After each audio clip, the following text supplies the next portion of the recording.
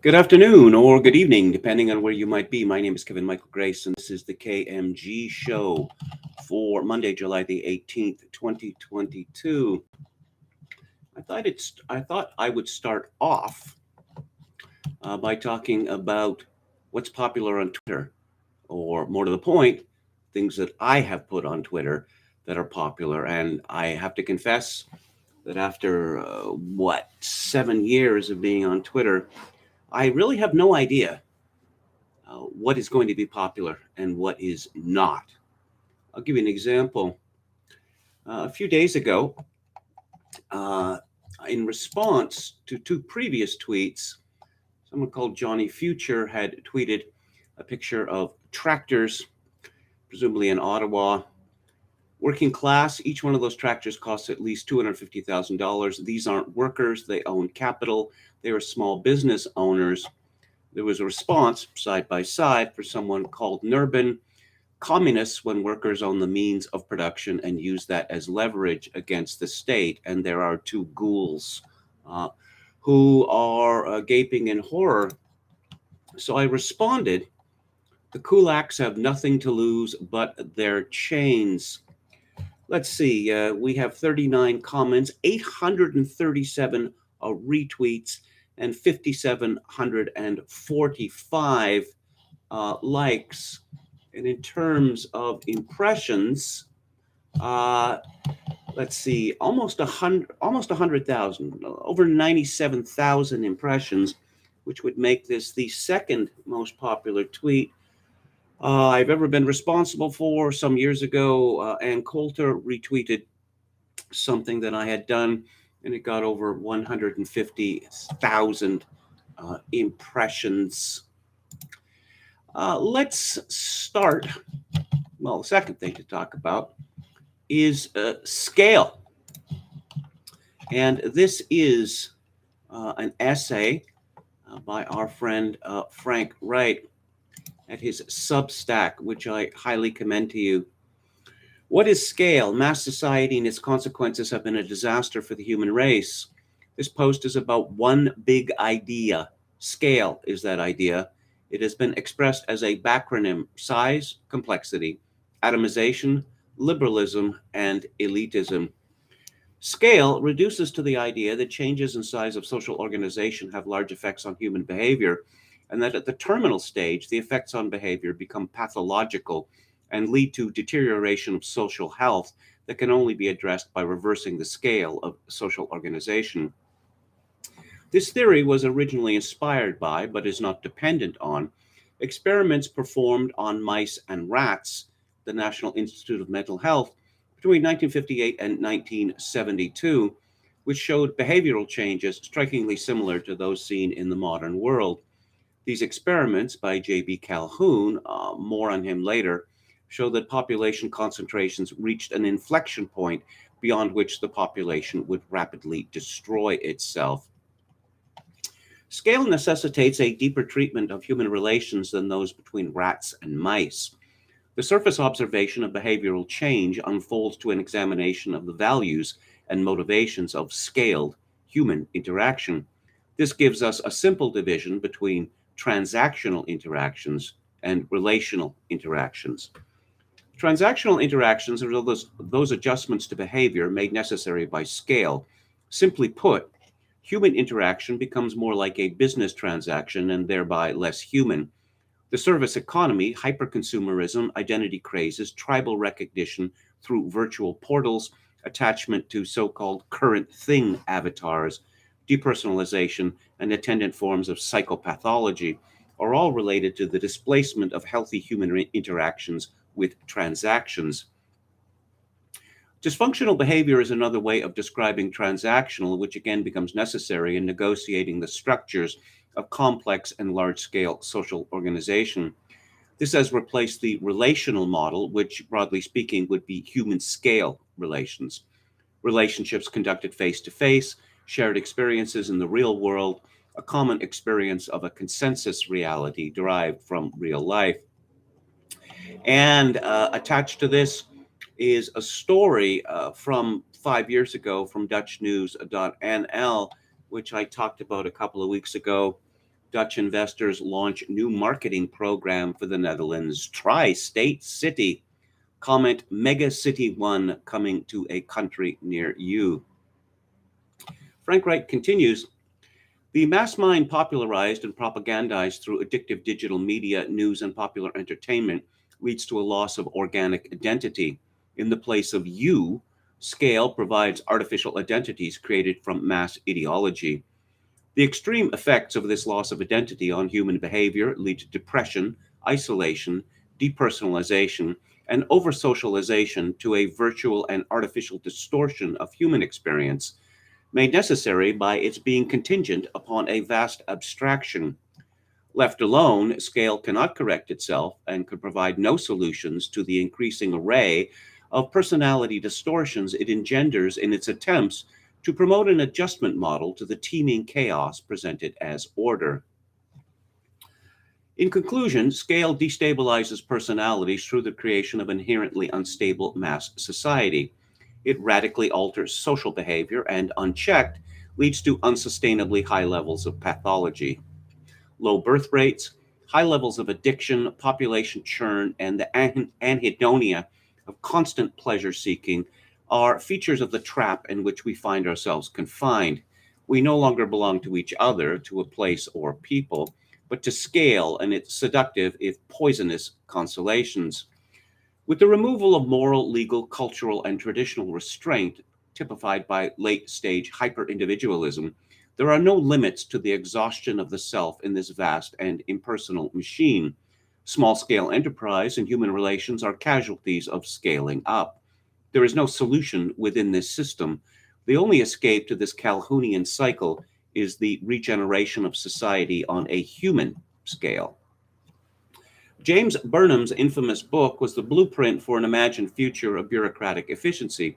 One factor of scale is the bureaucratization of modern life, wherewith our once professional classes are now churning with fungible and credentialed managers. Moving with ease between care provision, uniformed service, public and private sector management, this elite class owes its loyalty to the bureaucratic machines which they direct, deracinating the administration of society from the people they nominally serve. Scale in this function further divides society, creating a tranche of degree holding Brahmins whose attachment to civic and human scale values is marginal. The lesson of the Burnhamite model we inhabit is that bureaucracies ultimately develop an immune response to ordinary human interaction, perfecting the means of protecting themselves from the influence and needs of the public. They become quasi autonomous, a process which mirrors the increasing alienation and disempowerment of the populations they manage. Frank Wright continues, a life under scale is typified by the remoteness of the individual from the processes which shape their experience of themselves, society, and of reality. How is this so? Scale presents itself through mass media, global corporatization, a consumer uniculture, and an attendant set of approved explanations of reality. At times indistinguishable from chaos, the maelstrom of society at scale is both confusing and destabilizing, which accounts for the proliferation of apparently and actually paradoxical explanations or alibis for increasingly odd social groupings and corrosive behavior. Scale provides false identities to replace the authentic human experience, whose contradictions, whilst being insoluble, tessellate with the inhuman and degenerative nature of a machine like monumental global order. Mass immigration is a function of scale, producing accelerated social decay, weakening of cultural and social bonds, and the development of a new and obfuscatory lexicon to render nonsense as sense. It serves mass scale corporations extremely well, providing an inexhaustible pit of cheap and replaceable labor to depress the wages, conditions, and expectations of all other workers. Scale drives the quality of life downwards as it accentuates individual consumption as a means of consolation for what scale has destroyed, fueling an economy based on addictions.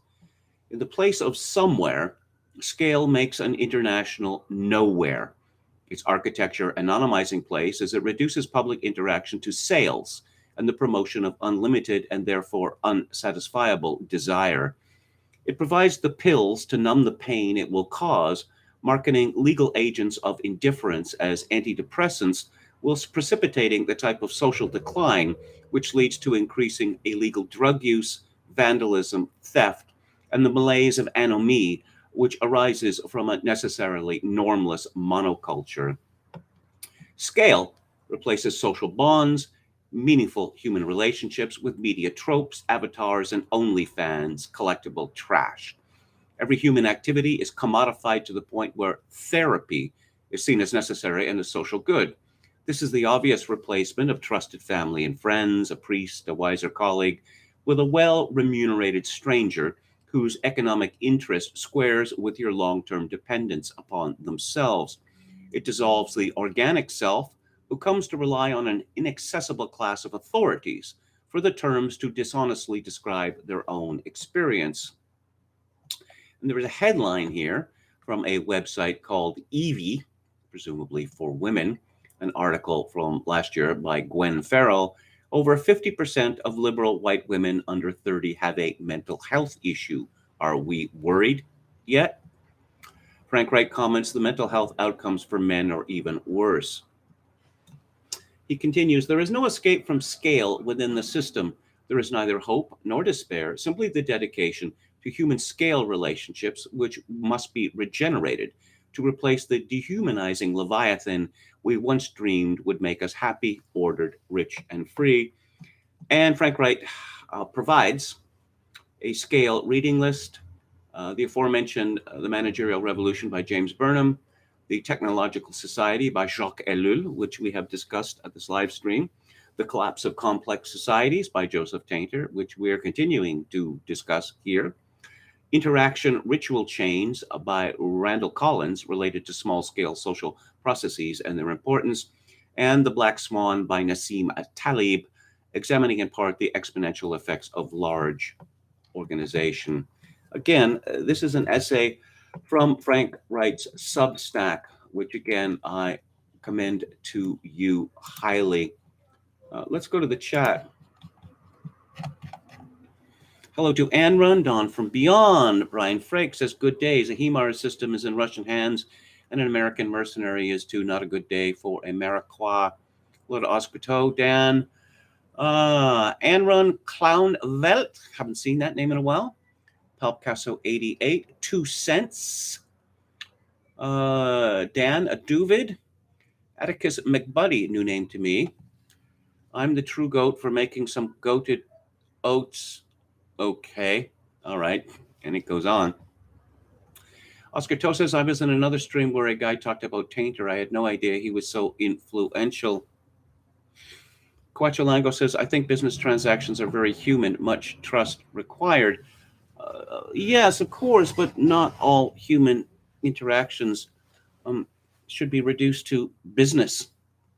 In fact, very few of them should be reduced to business. I do something for you, therefore you must do something for me of equivalent value is a pathetic way to go through life. One expects reciprocity in friendship, but not on a transactional level. Dan says, I'd buy that for $1. Jokin666 says, rude boy can't scale. Cochilango says, anhedonia. Apparently Woody Allen was going to call Annie Hall anhedonia. Anhedonia is the state wherein one can no longer experience pleasure. Oscar Toe says, I think Harari says that most of society is built on trusted fictions like businesses and monetary systems. Degree-holding Brahmins, nice turn of phrase, says Anrun. Anybody else? Hello to Halper. Visionary Companion says, approach everyone you meet as a potential sale. One of my bosses when I was floundering in my early 20s. Anrun mentions ASMR. What was it, 3 years ago? That was the current thing. Is anyone still interested in it? Because I don't know. I never really followed it. Enron says someone commented on the Viva Barnes stream last night that most nurses now have OnlyFans pages. I wonder how true that is. And I wonder what the difference between registered nurses and non-registered nurses there. I mean, the alacrity with which these women, and it's still overwhelmingly women, decided to pimp themselves out to TikTok.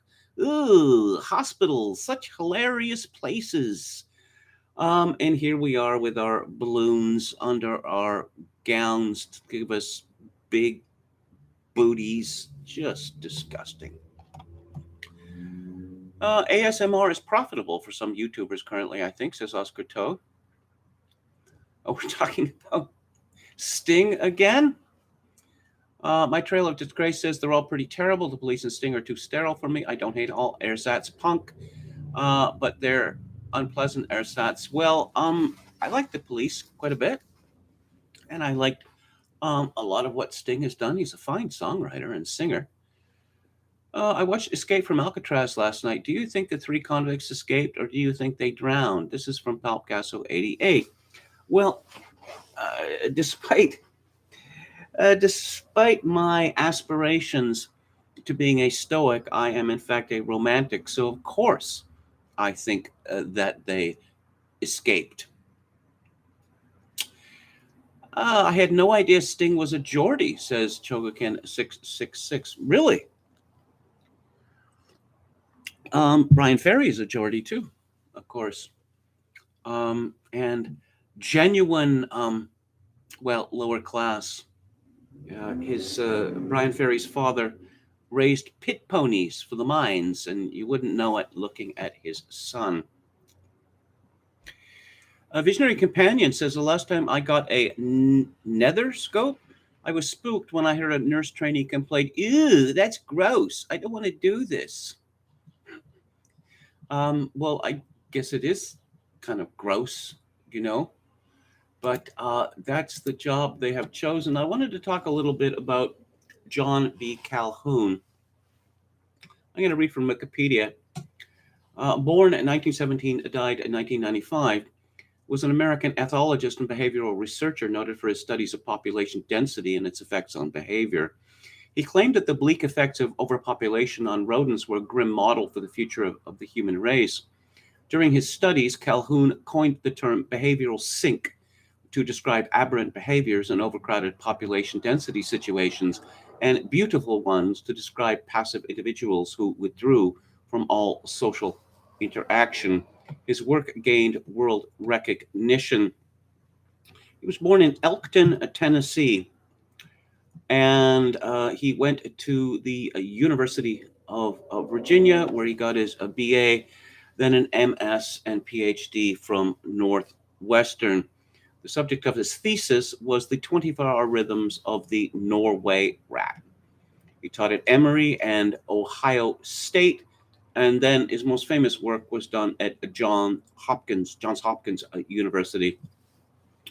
In March 1947, he began a 28-month study of a colony of Norway rats in a 10,000 square foot outdoor pen.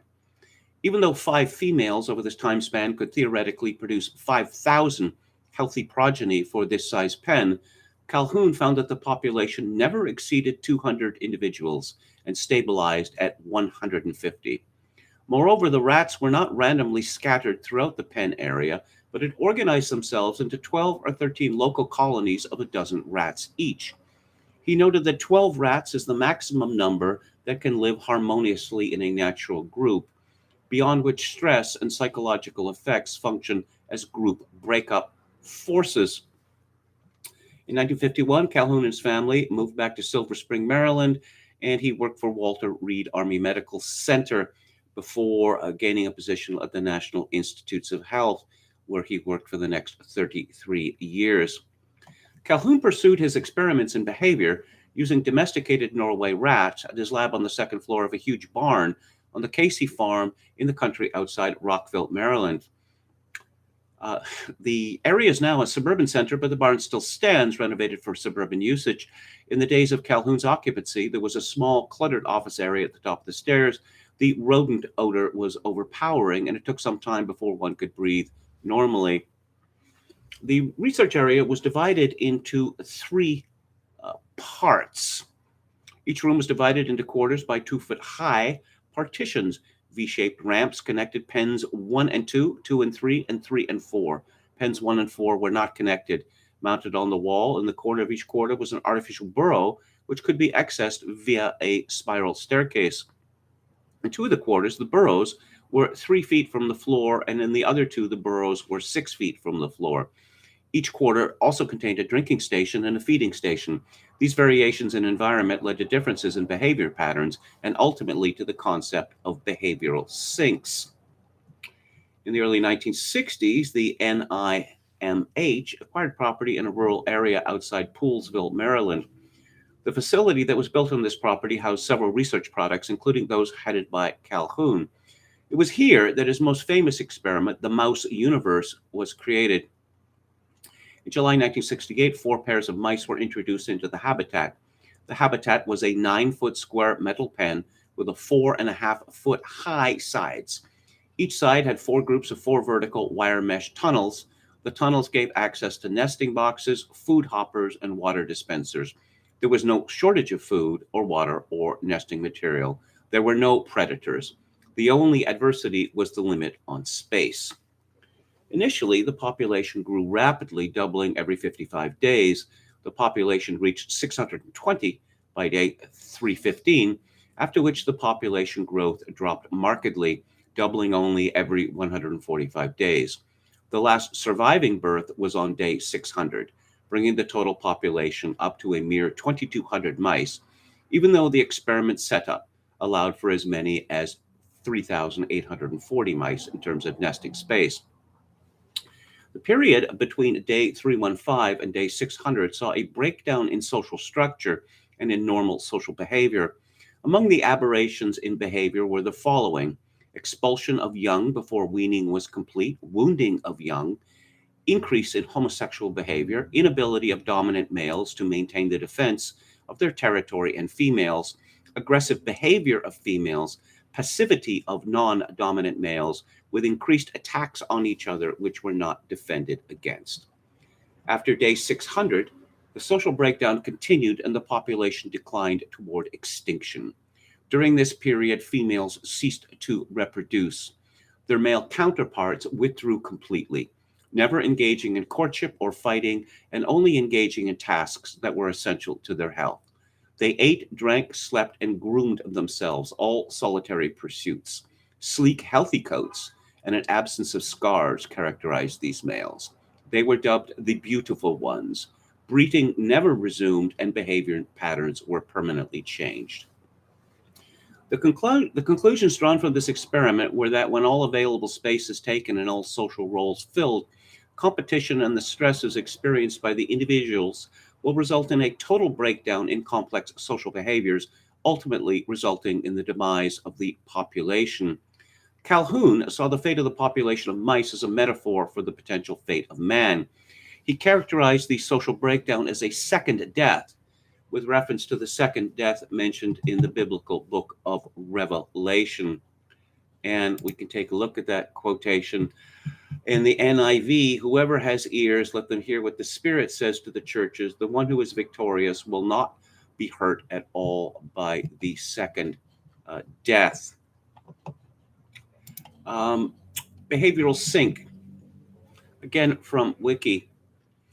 In his experiments on Norway rats, Calhoun and his researchers created a series of rat utopias, enclosed spaces in which rats were given unlimited access to food and water, enabling unfettered population growth. Calhoun coined the term behavioral sink in his February 1st, 1962 report in an article titled Population Density and Social Pathology in Scientific American. Calhoun's work became used as an animal model of societal collapse, and his study has been a touchstone of urban sociology and psychology in general. In the 62 study, Calhoun described the behavior as follows, quote, many female rats were unable to carry pregnancy to full term or to survive delivery of their litters if they did. An even greater number, after successfully giving birth, fell short in their maternal functions. Among the males, the behavior disturbances range from sexual deviation to cannibalism, and from frenetic overactivity to a pathological withdrawal from which individuals would emerge to eat, drink, and move about only when other members of the community were asleep. The social organization of the animals showed equal disruption. The common source of these disturbances became most dramatically apparent in the populations of our first series of 3 experiments, in which we observed the development of what we called a behavioral sink. The animals would crowd together in the greatest number in one of the 4 interconnecting pens in which the colony was maintained. As many as 60 of the 80 rats in each experimental population would assemble in one pen during periods of feeding. Individual rats would rarely eat except in the company of other rats. As a result, extreme population densities developed in the pen adopted for eating, leaving the others with sparse populations. In the experiments in which the behavioral sink developed, infant mortality ran as high as 96% among the most disoriented groups in the population. So, what does this have to say about us today? Well, anomy, certainly. The beautiful ones. We have large numbers of people who seem to exist only to preen. And you can see them, men and women, especially women, on TikTok and Instagram and YouTube and the like.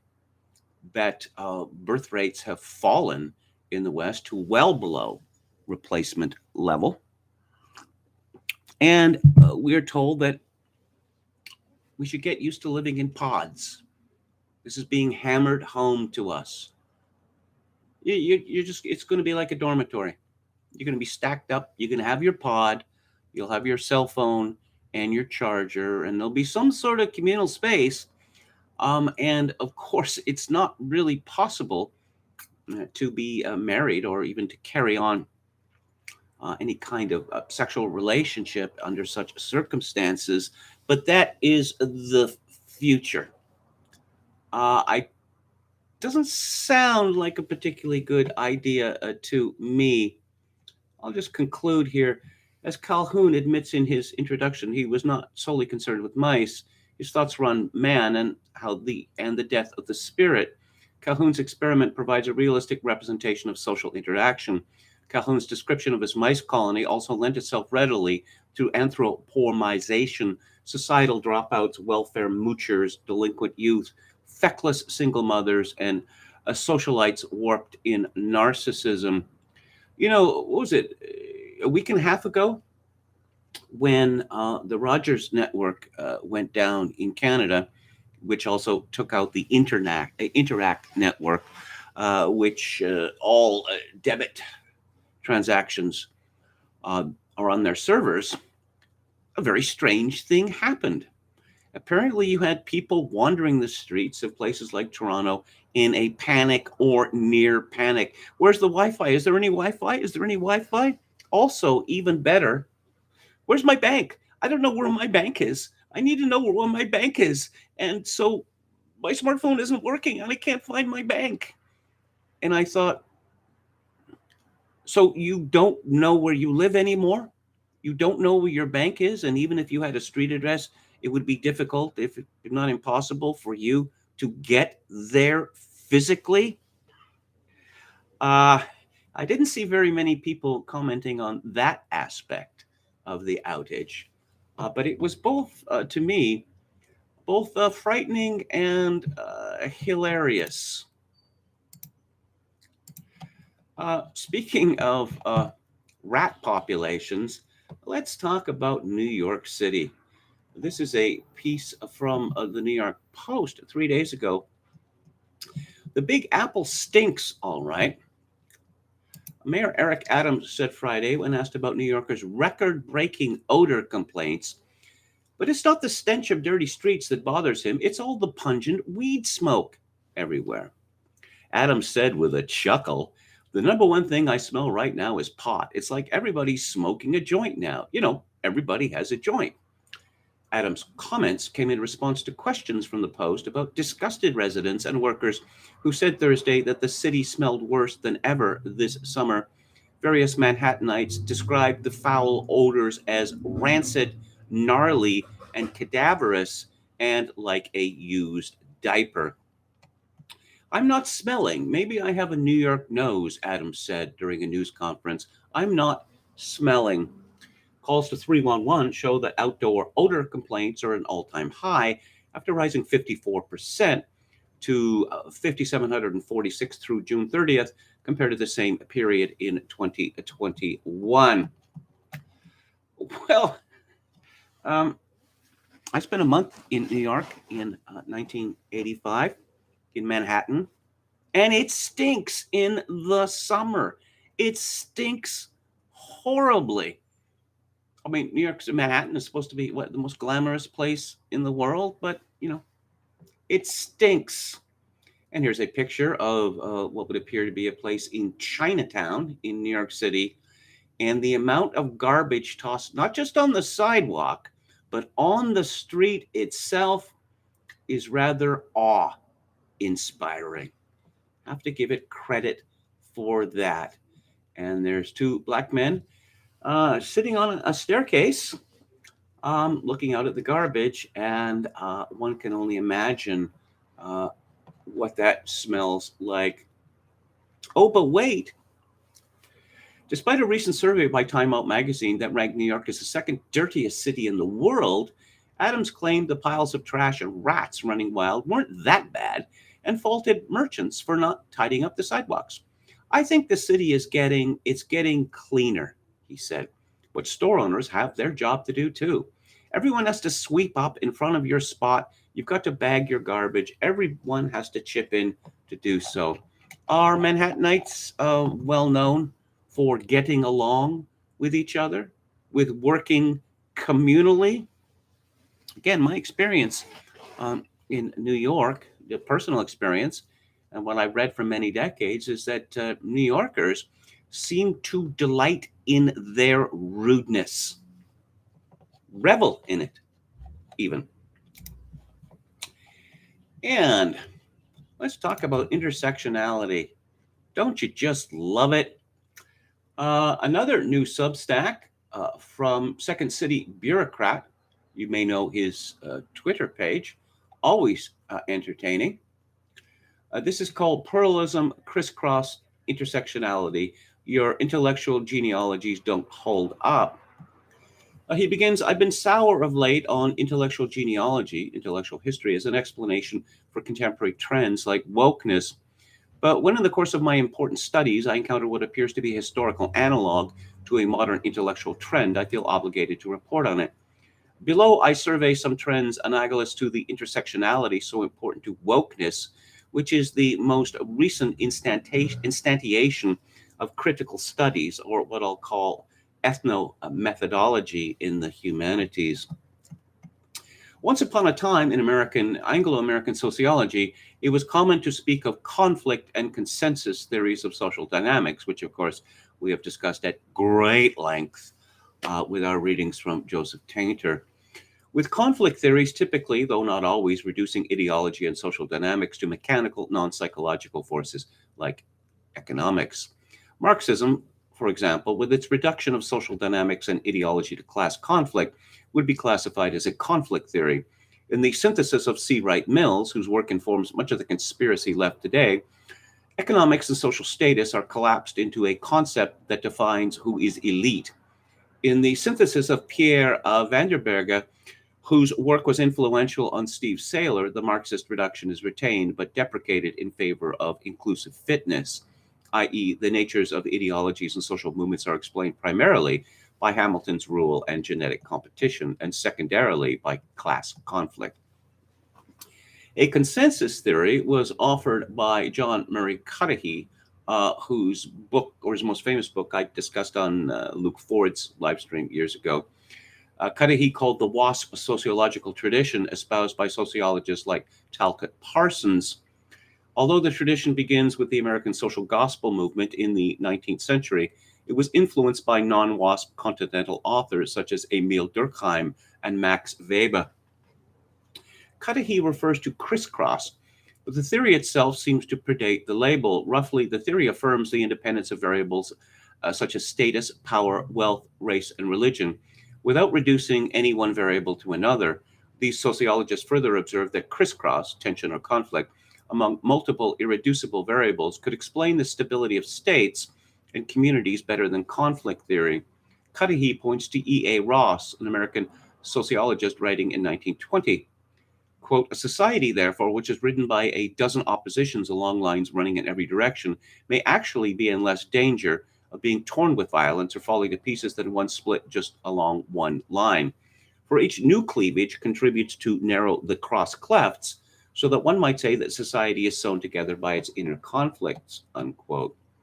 Second City Bureaucrat comments, wow, was Ross trying to occupy Wall Street?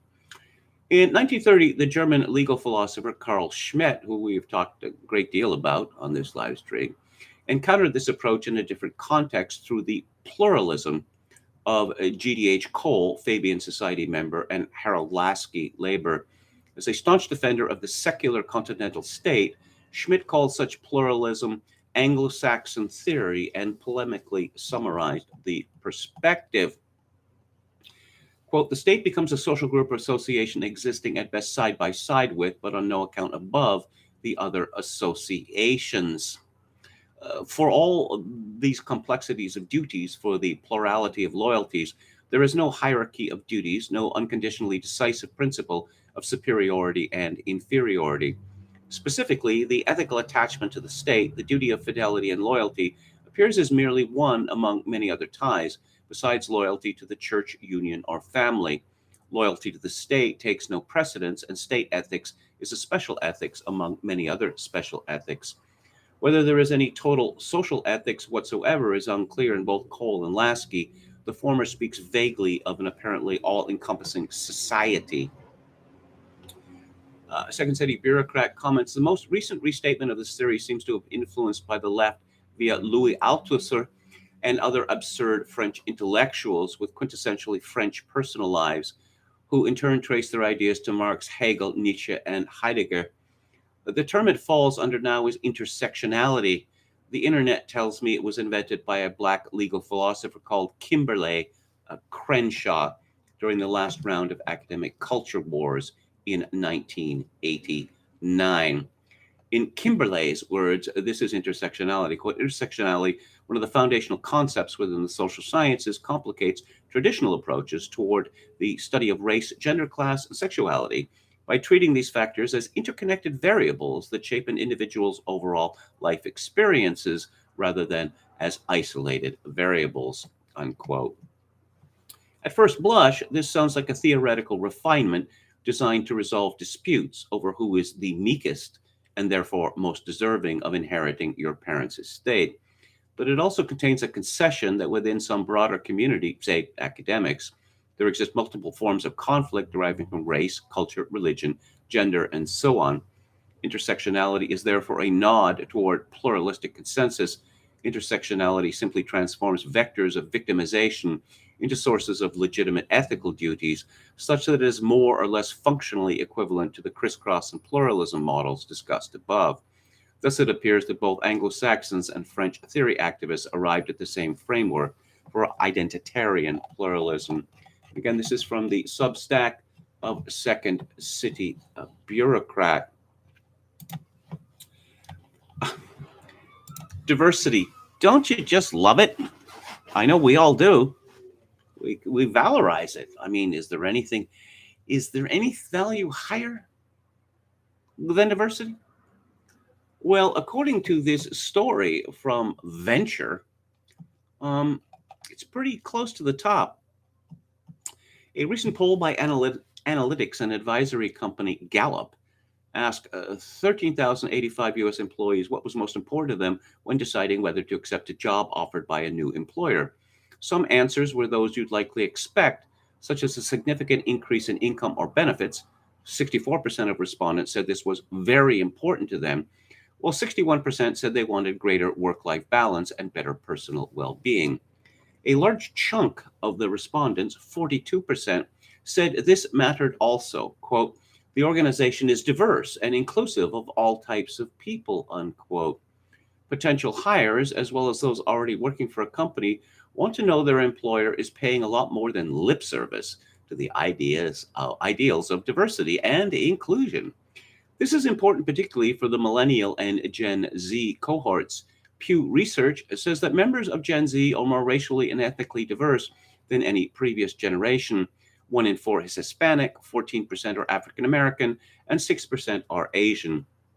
Like millennials, much of this generation is progressive and sees the country's growing racial and ethnic diversity as a good thing. Deloitte's 2018 millennial survey discovered that 74% of millennials believe that a company is more innovative when it has a culture of inclusion. As millennials are expected to make up 75% of the workforce by 2025, and as Gen Z workers will be 30% of the workforce by 2030, companies need to step up. Is there any evidence that a company is more innovative when it has a culture of inclusion? I have yet to see any. People want diversity in the workplace. Do they really want diversity in the workplace? You may have heard me speak not that long ago about just the collapse of institutions, NGOs, and the like. The Guttmacher Institute being one example, where intersectionality leads to the war of all against all. From what I read about, I don't know, companies like Apple and others, that just these endless warfare going on their stacks. The company is racist, white supremacist, etc. It's not. It doesn't embrace trans people enough, and just this petty. That Washington Post reporter that got fired. Just this endless petty sniping. I would say that it was petty sniping, but it seemed that the Washington Post was teetering on the brink of collapse because of one angry, woke young woman. And, yes, a Canadian rent seeker is unhappy. This is by Supriya Dwivedi at the National Observer. From 2016 to 2020, I hosted a morning show on a Toronto talk radio station. Very soon into the gig, a rather discernible and then predictable pattern emerged. Other hosts on the station would promote baseless conspiracy theories or blatant misinformation, such as Justin Trudeau being a George Soros-controlled globalist. Well, he is a globalist. There's no question of that. And that a non-binding motion to condemn Islamophobia would criminalize all criticism of Islam. Then, when the morning show didn't abide by the same rhetoric, I would see a huge uptick in the volume and vitriol in my email box. Oh dear. Apparently being a morning shock jock leads to vitriol from the audience. Who would have thunk it? One of the more graphic rape threats I received during that time made a reference to, and I'm not going to repeat that. I'm suspicious of these claims because we know of many examples where these threats turn out to be coming from outside the country, from bot farms, and of considerable evidence that it is progressives themselves who are sending hate mail to their own people in order to, get a certain response. You can all figure what that is. That morning, I had corrected a false notion circulating in conservative circles and being bolstered by colleagues at the station that Canada signing on to the UN Global Compact for Migration would mean Canada would no longer have jurisdiction over its borders or have sovereignty in determining its immigration targets. Yes. Well, there's a problem with these UN compacts are non-binding, but then people seek to make them binding, just like the UN Declaration on the Rights of Indigenous People, with the government claiming we're going to bring ourselves into alignment on this. It has now been documented there was a coordinated campaign to poison the discourse around the compact by pushing misinformation specifically on the issues of immigration and borders, and it worked. Conservatives in Canada repeated the campaign's unsubstantiated talking points, and worldwide debate over the compact reached such a pitch, the coalition government in Belgium effectively collapsed. Misinformation, disinformation, and conspiracy theories don't exist in a vacuum, nor do they only live online? They spill out into the real world and impact very real people. And when misinformation, disinformation, or conspiracy theories target groups of people already on the receiving end of hate, unsurprisingly, the hate experienced by those groups tends to increase. In the aftermath of the last federal election, one thing that became abundantly clear was that much of our legacy political media seemed either unwilling or unable to report on the very real threat posed by politicians who use misinformation and conspiracy theories as part of their political shtick to appeal to voters. You shouldn't have put that word shtick in there, okay? You're being so ponderous, and shtick doesn't work. So then she talks about the People's Party of Canada, which doubles its number of votes, didn't win any seats. Oh, white nationalist movement. Oh dear. And Maxime Bernier, conspiracy theory pushing zealot. Ooh. Then came the Freedom Convoy. Scare quotes, of course.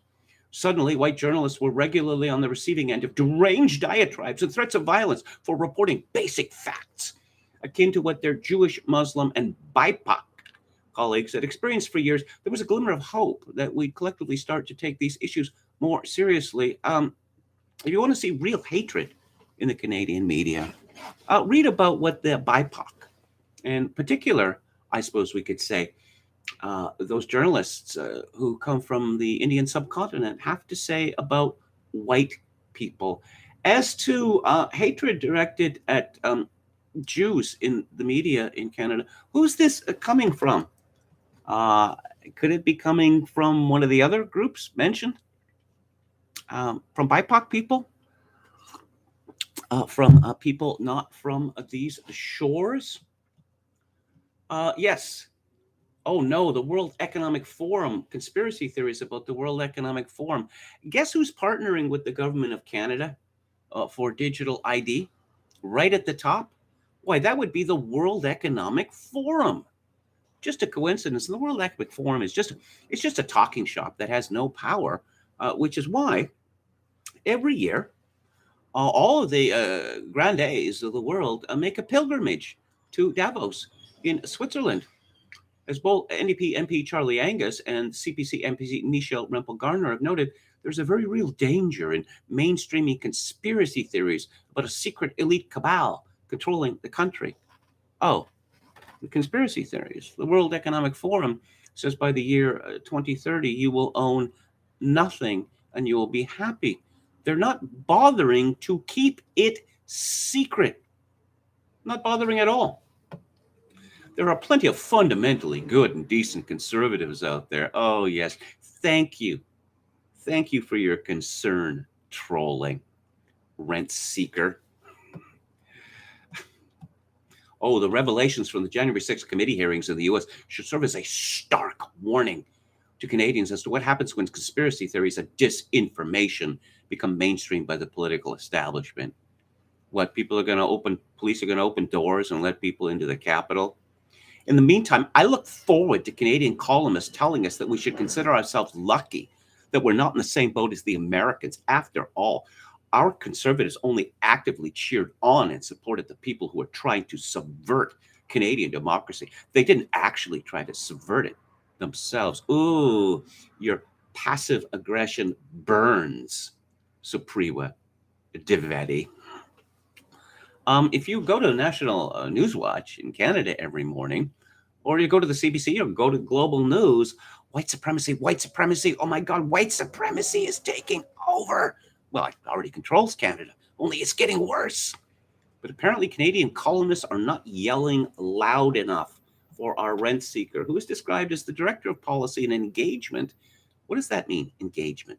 At the Centre for Media, Technology and Democracy at McGill University, and a senior counsel for Enterprise Canada, which is a PR spivery.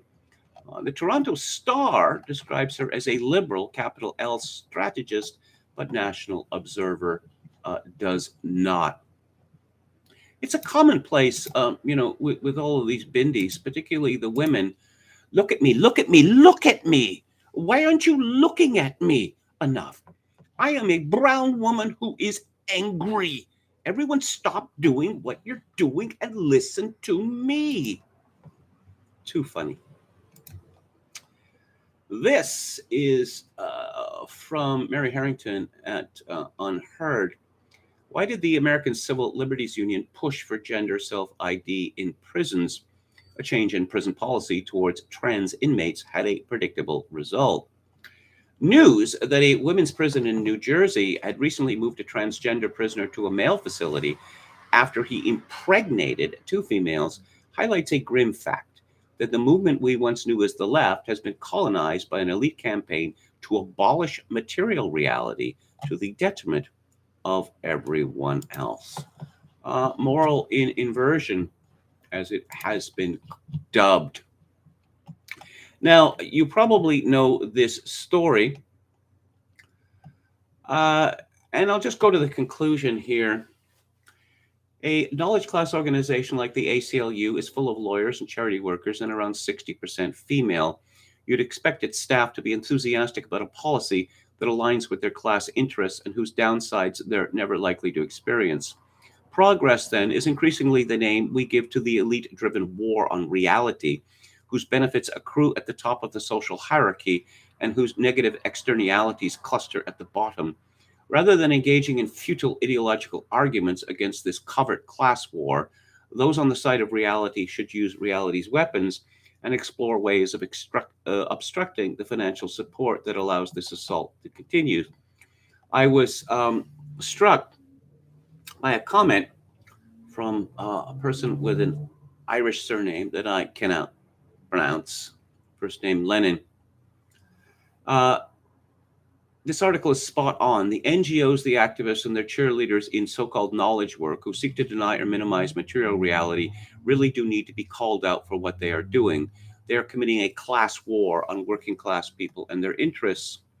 Stuart Sutherland agreed, yup, withdraw their taxpayer-funded support and see how long their ideology lasts. Well, and Jeremy Bray responded to that. Indeed, it requires politicians who are prepared to withstand unpopularity from the MSN writers and lobbyists by withdrawing taxpayer support from and charities or quangos and the BBC that supports this anti-rational ideology and divert the funds to charities opposing that such ideology. Well, I suppose you could do what Viktor Orban has done in Hungary. I would settle for simply all NGOs, all charities being zeroed out. And by zero, I mean zero. If I don't know, the Canadian Lung Association, the Canadian Cancer Society, or whatever, if they believe that they're doing valuable work, and it's all just propaganda work that they do, then they can raise money. They are registered charities. Of course, what we see in Canada, and I suppose this has been perfected in Ireland, where the government funds NGOs who push programs that the government wants to enact. And they say, look, this independent organization has come to remarkably the same conclusions that we have. They need to be zeroed out. So, oh yes, poor Joe Biden. Shattered dreams and phantom handshakes. This is from Andrea Cavalier at the Daily Mail. Jill Biden has said her husband had so many hopes when he got into office, but there were problems of the moment that needed to be addressed first. The First Lady, 71, spoke at a fundraising event for the Democratic National Committee in Nantucket, Massachusetts, Saturday. Quote, the president had so many hopes and plans for things he wanted to do, but every time you turned around, he had to address the problems of the moment. He's just had so many things thrown his way. During his presidency, Biden has faced Russia's war in Ukraine, the pullout of troops from Afghanistan, rising inflation, and the overturning of Roe v. Wade. Well, it was Biden who decided to pull out the troops from Afghanistan and leave, I don't know, what, $1 billion worth of military equipment for the Taliban, just cut and run in the most disorganized, panic way possible. He's not responsible for Roe v. Wade. As for Russia's invasion of Ukraine, America goaded and goaded and goaded uh, Russia.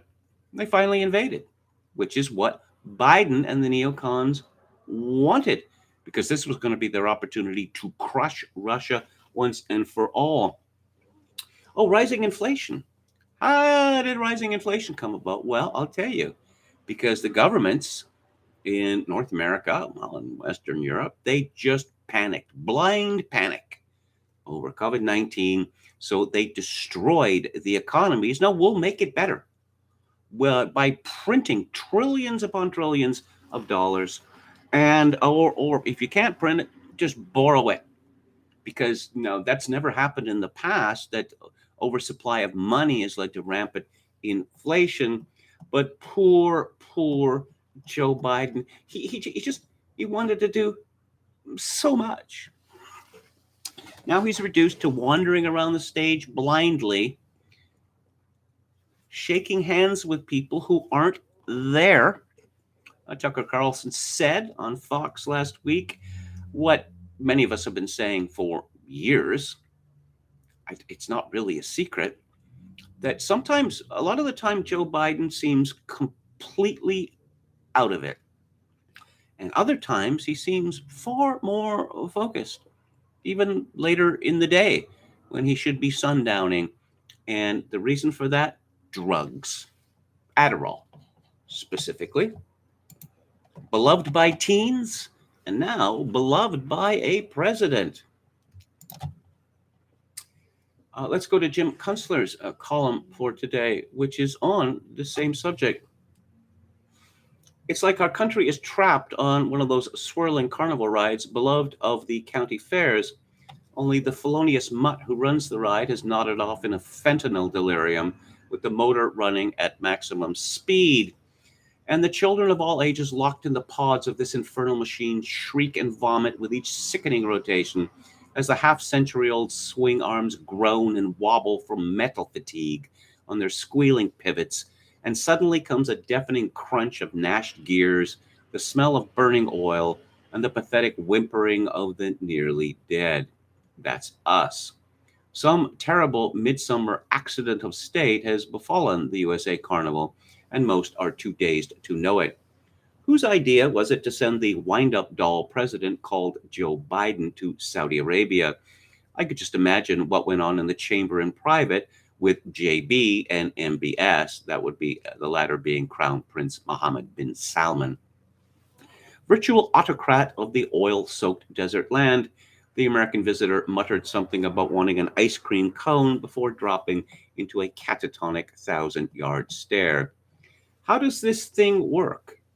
MBS asked his chief vizier, the foreign minister, in Arabic, of course, gesticulating disdainfully at the ghostly figure sunk in the plush camel hair armchair yards away. Joe Biden sits motionless. Someone has forgotten to rewind him. Some aide who carries the president's Adderall, Foreign Minister Faisal bin Farhan Al Saud, tells the boss we'll make up some camel dung for release to CNN and friends. They'll fall for anything. It's like a crime scene where the forensic experts have entered. The Saudi leader and his entourage only hang around the room for 3 minutes until the U.S. State Department shoots enough photos to prove that JB was there and not stuffed in the basement of his Delaware beach house for the weekend as usual. The American news media gets briefed. Saudi Arabia graciously agrees to bump up its oil production somewhere in the 2025 to 2027 timeframe, a triumph for U.S. diplomacy. The networks are informed. Air Force One wings home through clouds of despair. The White House team members spend the flight updating their resumes. Kunstler continues, I think that we have witnessed Joe Biden's final appearance at any world stage event. He can do no more for the party of chaos. It has done what it can to wreck the joint with him as the pretend head of state. The Ukraine gambit is a bust, a foolish miscalculation that was obvious from the start. All it accomplished was to reveal the pitiful dependence of our European allies on Russian oil and gas, leaving their economies good and truly scuppered without it. The Russians end up with control of the Black Sea and probably the Ukraine breadbasket as well. So now Europe will starve and freeze. But did they really want to commit suicide like that? Do the populations of Germany, France, Italy, the Netherlands, Spain, and the rest of them just aim to roll into oblivion? Probably not. Rather, we are entering the season of upended governments. The Schwaben-Clausian stooges implanted everywhere will be overthrown. NATO and the Euro Union will dissolve in impotent ignominy, and the various countries involved will have to renegotiate their destinies, foregoing U.S. advice and coercion. They might even become adversaries of the USA, not allies. Did you forget we fought 2 wars against Germany not so long ago? All those countries have been fighting each other since the Bronze Age as well. History never stops reminding us what a prankster it is. A strange and terrible inversion has occurred in this fourth turning. Somewhere, somehow, Putin's Russia is left to represent what remains of international rule of law, while the Western democracies sink deeper into a morass of deranged despotism. Anyway, they're too busy conducting war against their own people to even pretend to assist their Ukrainian proxies. Joe Biden crammed nearly $60 billion into the Ukraine money laundering machine since February, which will just spew hallucinated capital back out into increasingly disordered financial markets. Look, the indexes are up worldwide this morning. Why? Because global business is so good? I don't think so. Jim Kunstler concludes, moving toward autumn, what we have to look forward to is the blatant desperation of the claque behind Joe Biden. Their propaganda machine is going all out on climate change and renewed COVID hysteria. There are always heat waves in summer. CNN acts shocked that it's over 100 degrees in Texas. Really? Never seen that before. Meanwhile, behind the news about emerging Omicron subvariants, the vaccine injuries and deaths mount, the CDC pretends not to notice. They're just lying as usual. You're used to it. You pretend it's to be expected. You've forgotten that it wasn't always so. Soon it will matter. Yes, and an update here from Victoria on the year without summer. It is just after 5 o'clock, and the temperature is 61 degrees Fahrenheit. On Saturday at 2 p.m., the temperature had not breached 60 degrees Fahrenheit. So it may be quite warm in Britain, but here out on the West Coast, it is quite cool by historical standards. Swings and roundabouts, as they say. Let's go back to the chat. I think Mondale could come back from the grave and beat old Joe, said Dawn Willis. Mondale was mocked as a stiff, and perhaps, this is just my memory getting foggy. He seemed like a decent enough fellow. I mean, he really wasn't clownish. Did we ever have another clown president from Delaware? Asked Quachalongo. Don Willis says, I think Shirley Chisholm would do better in the current clown world climate. Okay, Biden should try slamming the podium and shouting after doing the lean in and whisper shtick, says Hauper. I'm pretty sure Jimmy Carter didn't hate normal working Americans like Brandon does.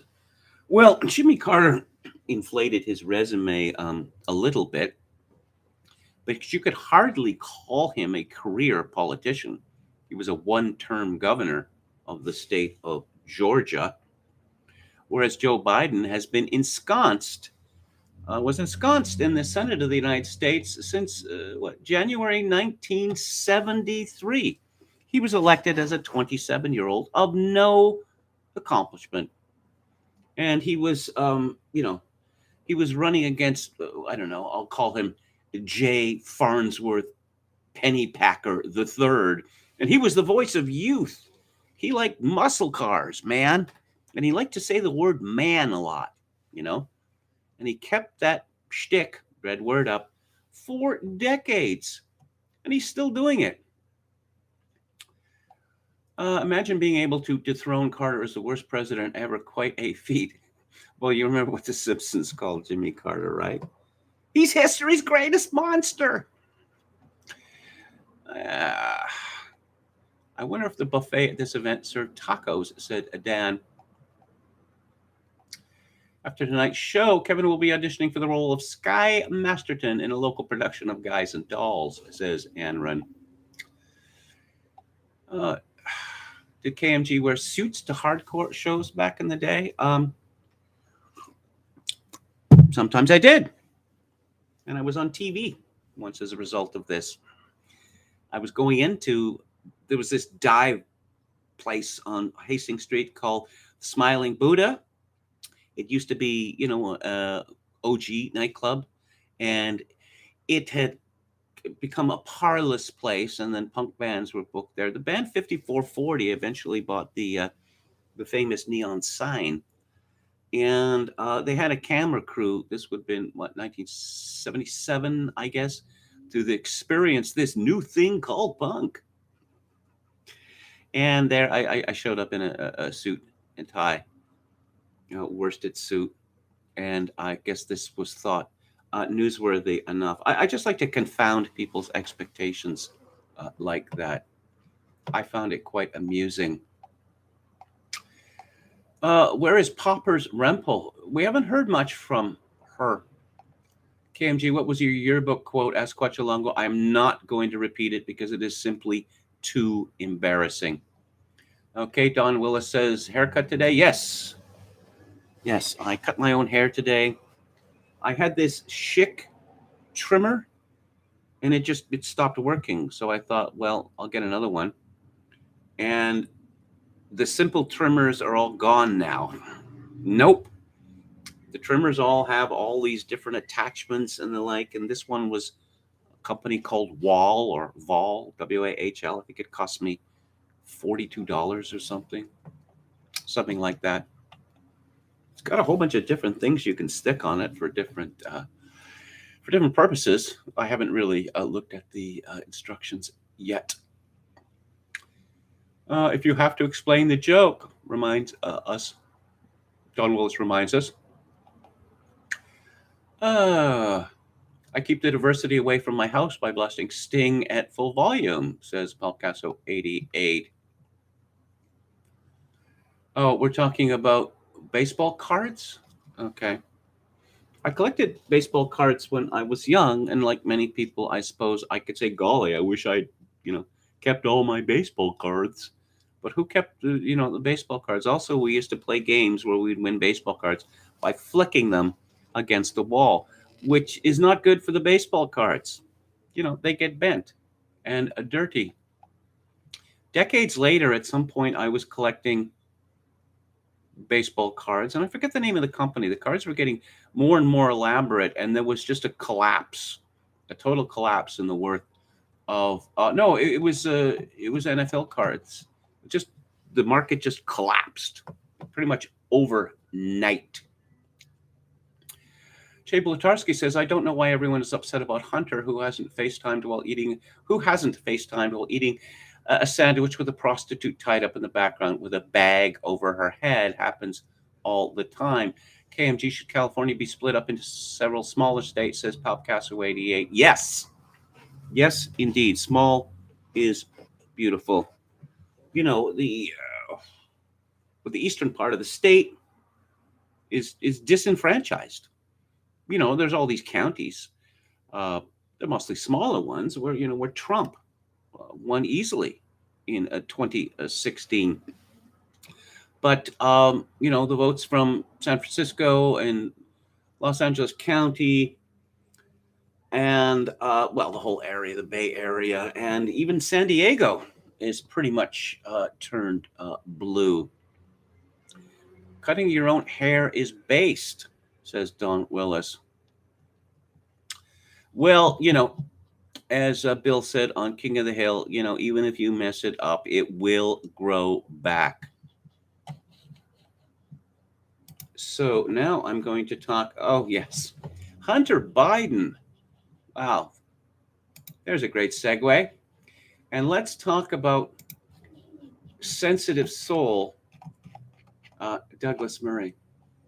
Such a very sensitive soul. He's a tone policer, This is from The Spectator. Shouldn't we feel sorry for Hunter Biden? There is politics, and then there are people's lives. I guess if you don't want people to know about your louche, even squalid personal life, probably not a good idea to upload homemade videos to Pornhub, say. Probably not a good idea.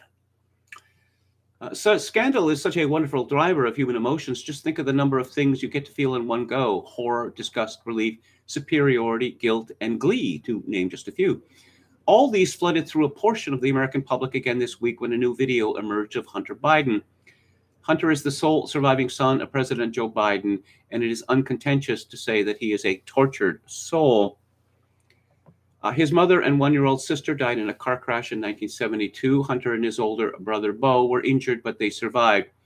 Bo died of cancer at the age of 46, and soon afterwards, Hunter started a short-lived relationship with his elder brother's widow. We call that incest, Mr. Murray. In between, he also developed a serious drug and prostitute addiction, all while sitting on the board of various firms, including a Ukrainian energy company called Burisma. The video this week shows Hunter, cigarette dangling from his lips, boasting to a prostitute about how much crack he has, presumably to encourage her to come over. Well, you didn't give us the best part of the story. He had a scale with him, and he was weighing the crack. Of course, people who dislike Joe Biden are undisguisedly delighted. Similar glee was expressed in recent months from the opposite political aisle when the career of a handsome young congressman called Madison Cawthorn imploded amid a set of scandals. Cawthorn was also in a car crash which left him using a wheelchair. Yeah, you can see where Murray is going with this. Some people are beyond criticism because they have had sorrow in their lives. Like Hunter, the 26-year-old is clearly disturbed and in need of help, but it's hard for either political side to show pity when there are larger prizes in sight, such as power. One of the problems of scandals is that they so often occlude the larger story. For instance, it's very hard to stay focused on the composition of Ukrainian energy boards when there are crack hookers and what Sky described as an act too obscene to describe, to ogle at. Similarly, there are probably a number of questions to be asked about how young Cawthorn ended up in Congress, but all this and more gets lost in the glee with which political opponents tune into scandalous videos of their opponents. And it never helps that each political side tends to defeat their own while happily basking in the discomfort of their opposites. Look, come on. Douglas Murray can't be that naive. One of the main reasons why Madison Cawthorn ended up in Congress is precisely because he's paraplegic. In the same way that Texas congressman, Republican, former special forces operator, well, he lost an eye in Afghanistan, and this is how he suffered for his country. This was played up. Of course it was. Douglas Murray continues, is British politics any better? I wonder. I watched with interest earlier this month as Diane Abbott claimed in a BBC interview that Boris Johnson has been rumored to be the one who likes assaulting women. That's quite a claim. Nastier even than the repeated digs made from the dispatch box about Johnson's private life from the oh-so-decent and otherwise easily offended Keir Starmer. But Abbott's claim interested me because I suddenly remembered the number of things a cruel person, never mind a fabulist, might say about her. Perhaps the standout moment in Abbott's career was in 2010 when she tried to justify sending her son to a private school. Asked to defend herself, the socialist Abbott said that she was a hypocrite, and though that closed matters. Do you know that Jeremy Corbyn was involved in a sexual relationship with Diane Abbott? Perhaps best not to look at pictures of Diane Abbott. He took naked pictures of her and used to hand them around. Hey, take a look at this. Oh, no, please don't. Should have warned me. You should have warned me harder. Fast forward a decade or so, and that same son, Diane Abbott's son, was grown up and also clearly a rather sorry case. Having become a diplomat, he apparently also became a drug addict. When a story emerged of him biting the leg of a policeman outside the Home Office, some people briefly thought it rather funny, if odd. It can be funny. It can also be horrific, And then the details started to come out that Abbott Jr. had an addiction to a horrific drug called crystal meth. that he had chased his mother around her house, threatening her with a pair of scissors, and attacked 9 emergency workers while high on the drug, that he had been sectioned. That is British speak for involuntarily incarcerated in the loony bin. Yes, but so what? Diane Abbott deserves our sympathy because her son turned out to be a wrong'un. That we have to not criticize her politically. Look, this is all poor mouthing, as the Irish call it. It leads nowhere. Oh, you had a terrible life. You want to hear about my terrible life? I think I can put yours to shame. No, no, no. This fellow over here, this woman over here, was locked in a closet for hours, maybe a day at a time as a child. No, I can't beat that one, I'm afraid. So I guess we'll just have to do whatever you want to do. Douglas Murray concludes, because there is politics and then there are people's lives. Somewhere in their political fight, you can lose sight of that. I wonder if the current conservative leadership contenders will. You can call it wimping out, or perhaps the tiny voice that says pause is the voice not of pity or weakness, but the slightest sliver of civilization piercing its opposite. My word, what a sensitive fellow you are. Pronouns. Let's see. Fareed Zakaria made a sensible suggestion. I don't like this fellow for lots of reasons, plagiarism being one. But he made a sensible suggestion, and guess what? The roof fell on his head. This is from Gabriel Hayes at Fox News. The Washington Post amended columnist and CNN host Fareed Zakaria's Thursday opinion column after it received fierce backlash from the left for pointing out the Democratic Party is too preoccupied with pronouns and gender ideology over issues most Americans care about. By Friday evening, the Washington Post had changed the headline of his piece from its original title, Forget Pronouns, Democrats Need to Become the Party of Building Things, to simply Democrats Need to Become the Party of Building Things.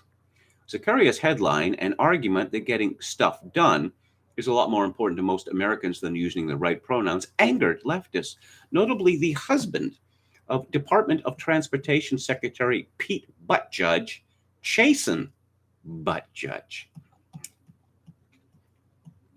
On Thursday, Zakaria shared the piece with its original headline to Twitter, commenting Democrats need to once more become the party that gets stuff done, builds things, and makes government work for people. That's a lot more important to most Americans than using the right pronouns. Chasten Buttigieg, who changed his surname to match that of his husband, Pete, tweeted, addressing someone by the name pronoun they prefer is free, easy, and kind. Using the builds community and belonging.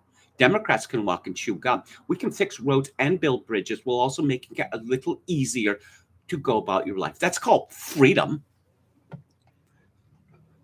Oh, Fox describes this tweet as scathing. Catty would be more of the point, perhaps. But Judge continued, it's wildly inappropriate to instruct Democrats to toss aside an entire group of Americans in order to win. Democrats are making historic investments and bold moves while proposing life-saving and democracy-strengthening legislation that Republicans continue to vote no on. Zakaria defended himself. I hope it is clear that I'm not arguing against any minority groups. I belong to several myself. I'm arguing against giving Republicans an easy way to demagogue and divert attention. He added, if the Democrats are wiped out in the midterms, it will not help these embattled groups any. Elizabeth Spears, and she is digital polling for Dems, contributing writer, New York Times Opinion, and Slate. And you just have to look at her portrait there on Twitter to get a pretty good idea what kind of woman she is. She responded, this is a wild misreading of the Times poll to begin with.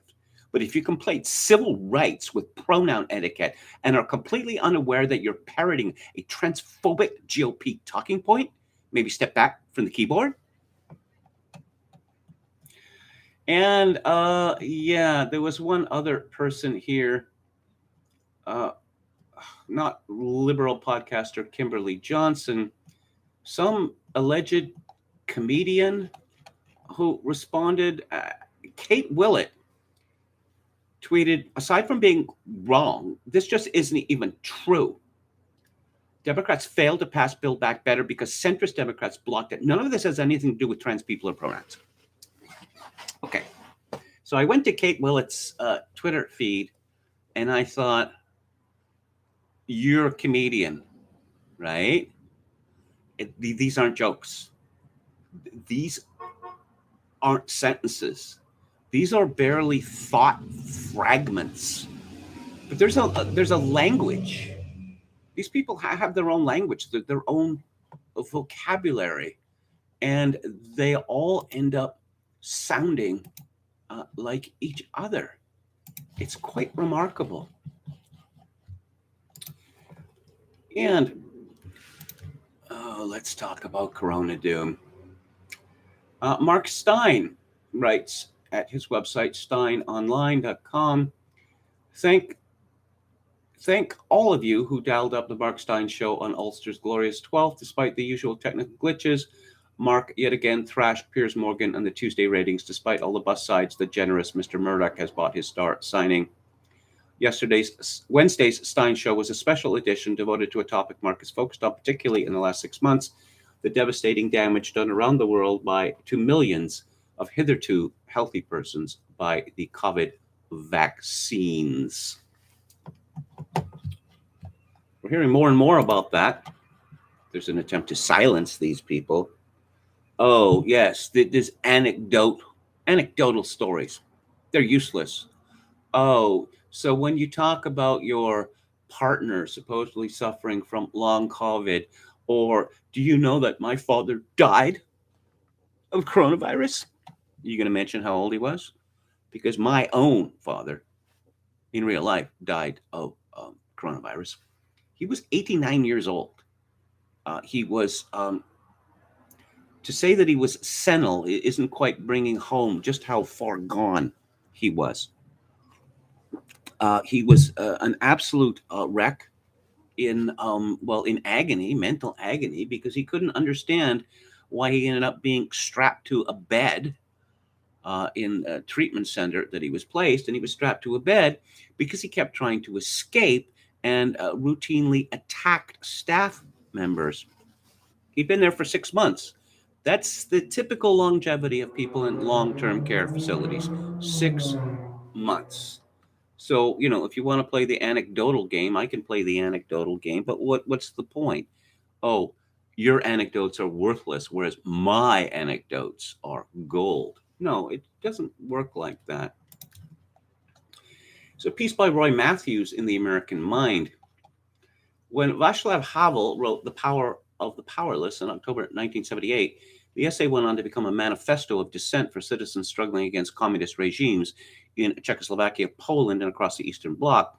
In the essay, Havel described the behavior of ordinary citizens forced to live under what he called a post-totalitarian system, in which citizens, quote, conceal the low foundations of obedience, at the same time concealing the low foundations of power, unquote. Havel demonstrated that how citizens act and express themselves in their everyday lives signals to the regime their level of conformity with the status quo. Even if he isn't a card-carrying communist, the grocery store manager signals his complacency in the regime's rule by simply placing a sign in his store window that says, "Workers of the world, unite." That the sign reveals nothing about the greengrocer's actual beliefs is irrelevant. The significance of his actions is expressed through his public display of the sign, quote, "I, the greengrocer, live here, and I know what I must do. I behave in the manner expected of me," unquote. Current American popular culture eerily demands the same behavior of ordinary Americans as Havel's hypothetical greengrocer. Whether you're putting on a face mask before entering a grocery store or stringing up a pride flag for the month of June, Americans are signaling their conformity to the whims of the ruling class. Whether they're actually an ally or think masks are effective is irrelevant. Like Havel's greengrocer, all that matters is their desire to show that they're team players. The only difference is that it is the retaliation of social media mobs rather than NKVD agents the citizens fear now. Take, for instance, the Tampa Bay Rays players who declined to display rainbow colored logos on their uniforms. Across the media, from ESPN to USA Today, the players were slandered as bigots. Rays pitcher Jason Adam attempted to defend himself by explaining that his decision stemmed from his Christian faith and didn't change the fact that he loved everyone. In Jason Adams' reality, people can coexist on teams at the highest level of baseball despite having different beliefs. Unfortunately for him, Havel demonstrates that it is the world of appearances which defines reality. There are small differences between insistent Pride Month signaling and the inhabitants of a post-totalitarian system signaling their obedience, though, of course, the consequences of dissent are quite different. The thousands of citizens in communist Czechoslovakia putting up signs in their windows made up the panorama of their reality, just as the pride flag-lined streets of America make up ours. The system requires everyone to live within the lie and accept their life with it and in it. Indifference to pride displays is merely an illusion. By displaying the rainbow, each citizen compels the other to accept the rules of the game and to confirm thereby the power that requires pride displays in the first place. And Roy Matthews concludes, accordingly, the subtle game of power politics goes both ways. Ordinary citizens can fight back against the system by crowding the public square with opposing and nuanced views. By simply speaking one's mind against the illusion of consensus behind new norms or cultural movements, individuals can contribute to the erosion of our own post-totalitarian illusion and break free of the system of control. Yes, slippery slope argument.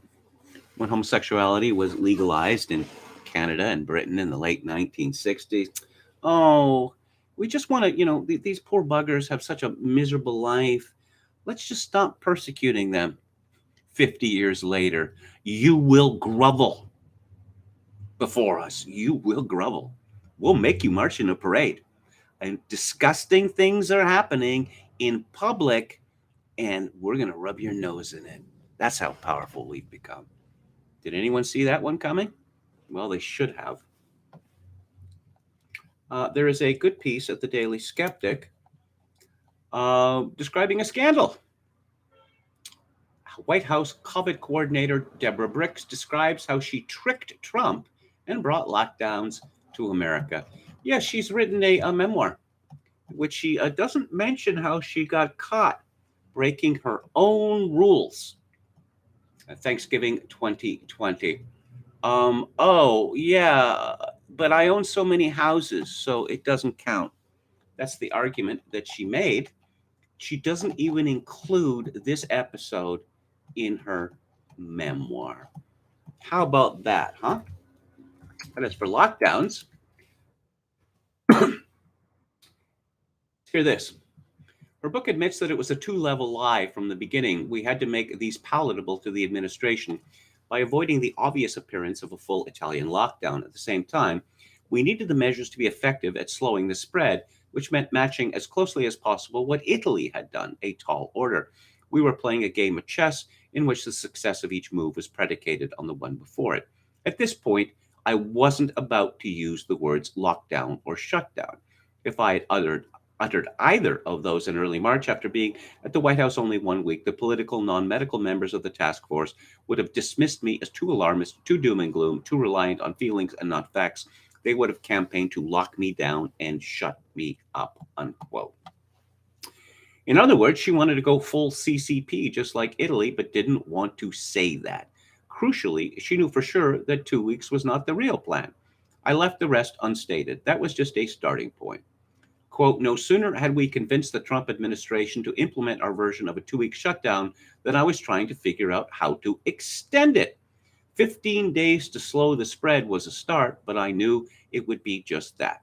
I didn't have the numbers in front of me yet to make the case for extending it longer, but I had 2 weeks to get them.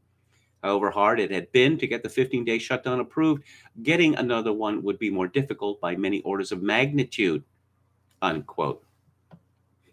She told Trump it was a solution in search of evidence she did not have. She told Trump that the evidence was there anyway. She actually tricked him into believing that locking down a whole population of people was somehow magically going to make a virus which everyone would inevitably be exposed to vanish at a threat? Um, well, yeah, they are. They're going to lie, and they're going to lie, and they're going to lie, and we've got to stop people from being with each other. You know, they were actually saying this, and they're going to start saying it again. Now, this is the end of society as we know it, but what do they care about that? Oh, insanity in Canada. This is from Kane at Citizen Free Press. Justin Trudeau forcing healthy 12-year-old kids into 14 days of quarantine.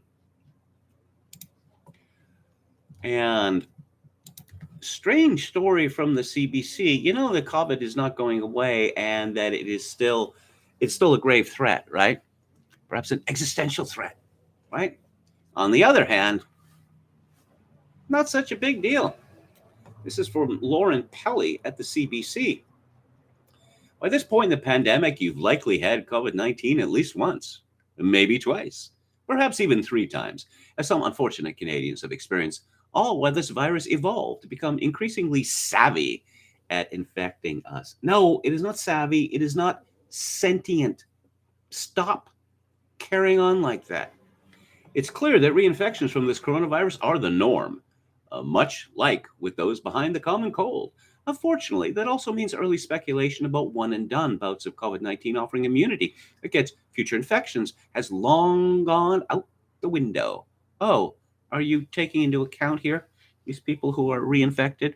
How many of them have been jabbed 1, 2, 3, 4 or more times? What's more hazy is just how often you can get infected with SARS-CoV-2 and whether future infections will always be milder than the first as the virus finds a way into our bodies over and over again. Reassuringly, scientists say that for most healthy adults, including those with extra protection from vaccination, yeah, keep saying that, COVID-19 infection should get easier to deal with as your immune system gains repeat training on how to handle this particular pathogen. Does this work? Does this repeat training work for people who have been jabbed 1, 2, 3, 4 or more times? Does it? You might want to look at that. You might want to look at the information from the province of Manitoba. Who's being hospitalized? Who's dying? People who've been jabbed again and again and again. That's who. Oh, conservatives. Don't call yourself a conservative, because then you have to end up listening to people like Leela Ahir. According to Don Braid in the Calgary Herald, Leela Ahir is the loud and proud progressive in the United Conservative Party leadership race. She's a conservative on the fiscal side. No, none of them are. None of them, not one. With a strong strain of progressivism on everything from abortion rights to refuting COVID deniers. Yes, you can call me progressive, she says. That's who I am. It's a dirty word for many in the UCP. Ahir doesn't care. And you know what she's all about? Science. Yep. She just loves science. Ahir stands with science and experts in the efforts to suppress COVID-19, which now appears to be launching another wave. Oh no, not another wave. Over the past few days, weeks, and months, I've seen statements that have been blatantly false, Ahir said. Guided by misinformation, these conversations have created a great divide among our citizens, province, and party. My heart sinks when I hear statements that COVID is not real. Who is saying that? Who is saying that? Leela Ahir? Families have lost dear ones. Parents have welcomed little ones and taken care of their children alone. What? And our seniors sacrificed their time with their families to ensure that we could contain COVID and support our healthcare system. You mean they died alone because they weren't allowed to see their children and grandchildren? Oh, they sacrificed their time. That's one way to put it. It's disturbing to see individuals try to stoke anger and divisions. We must start the work of healing our province and party. I will be unapologetic about following the science and advice, always. 5 members of Ahir's family contracted COVID, and one remains very ill. Very unlucky family, I must say.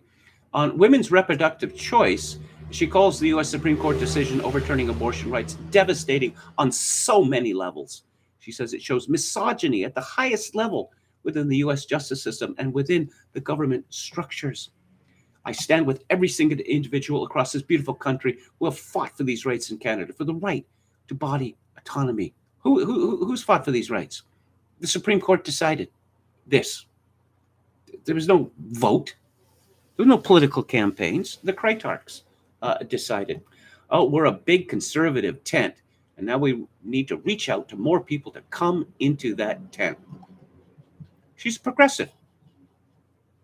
She's not a conservative in any sense. Not even close. Not even close. She just wants, Alberta needs to slide down the slippery slope faster. That's what she's advocating. And let's take a look at Eugippius, who is not pleased with what is going on in Germany. Some of these essays on Substack are truncated because they're for paid subscribers, but you get enough of the sense from what I'm going to read. Confirmed general indoor mask mandates will return to Germany in the fall, with some thoughts on the blindingly stupid arguments about why the federal government should be allowed to force everybody to wear diapers on their faces for no reason. Justice Minister Marco Buschmann, who has been in negotiations with Health Minister Karl Lauterbach over fall corona policies, announced that mask mandates will likely return to Germany after September when it comes time to renew our permanent emergency pandemic legislation. In this, the third year of corona, it has finally become possible to impose measures arbitrarily and in the total absence of any actual crisis or case statistics or rising hospitalizations or deaths. I've spent the past few hours studying reader comments on dissent in a feeble attempt to understand why anybody finds these policies even remotely rational or appealing. I am on the verge of losing my effing mind. And what he wrote was a little stronger than that, actually. Germany faces its greatest economic crisis since the Second World War, thanks to the unrelenting idiocy of our political and media classes. For about a week now, gas has not been flowing through Nord Stream 1, the crucial pipeline from Russia to Germany. Officially, it's down for scheduled maintenance, and we've been treated to a minor farce featuring Robert Habeck pleading with Canada to violate their own sanctions and return to Russia a pipeline turbine that had been shipped there for repairs. Unofficially, of course, we're being squeezed as an inducement to stop our war-prolonging material support to Ukraine and for our imprudent bellicosity towards the country that keeps our lights on. It turns out that Russia can do without German automobiles, but Germany can't do without Russian gas. If the hydrocarbons don't come back online, Germany will face its greatest economic crisis since World War II. The state will implement emergency rationing plans, which call for starving our lockdown-ravaged industry first in favor of keeping people alive in their homes. Probably water will also be rationed as a secondary measure so that not too much gas is wasted in the heating of it. Some municipalities are already establishing facilities where the elderly, the poor, and the sick can sleep in heated rooms on cots in the coldest months. And I'm looking at the Friedrich Ebert Hall in Ludwigshafen, and we have these cots, and you know what I'm reminded of? Calhoun's rat and mouse experiments. And solar power. Yay, solar power. This is good. This is good. This is from the Los Angeles Times. California went big on rooftop solar. Now that's a problem for landfills. California has been a pioneer in pushing for rooftop solar power, building up the largest solar market in the U.S. More than 20 years and 1.3 million rooftops later, the bill is coming due. Beginning in 2006, the state focused on how to incentivize people to take up solar power, showered subsidies on homeowners who installed photovoltaic panels but had no comprehensive plan to dispose of them. Now, panels purchased under those programs are nearing the end of their typical 25 to 30 year life cycle. Uh-oh. For the record, this story was updated on July the 15th. An earlier version of this article mischaracterized the environmental risk posed by heavy metals in consumer photovoltaic arrays. The story has been edited to clarify that panels containing toxic materials are routed for disposal to landfills with extra safeguards against leakage, and to note that panels that contain cadmium and selenium are primarily used in utility grade applications.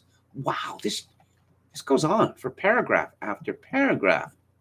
Many of these panels are already winding up in landfills where in some cases they could potentially contaminate groundwater with toxic heavy metals such as lead, selenium, and cadmium. Yes. And once again, what are these solar panels made of? Coal. And where do they come from? China. So let's do we have time for Tainter today? I don't think we do. Here's a piece, a bunch of pieces about people bringing their customs with them. Migrants. This is from Christina Merkett at unheard.com. When you think of child abuse scandals, you might think of Rotherham, Rochdale, Oxford, Newcastle, Keighley, or now Telford. An inquiry found yesterday morning that over 1,000 young girls had been sexually abused in Telford over generations due to systemic, wholly avoidable failures by police and local councils. Yet the reaction to the story has been strangely subdued.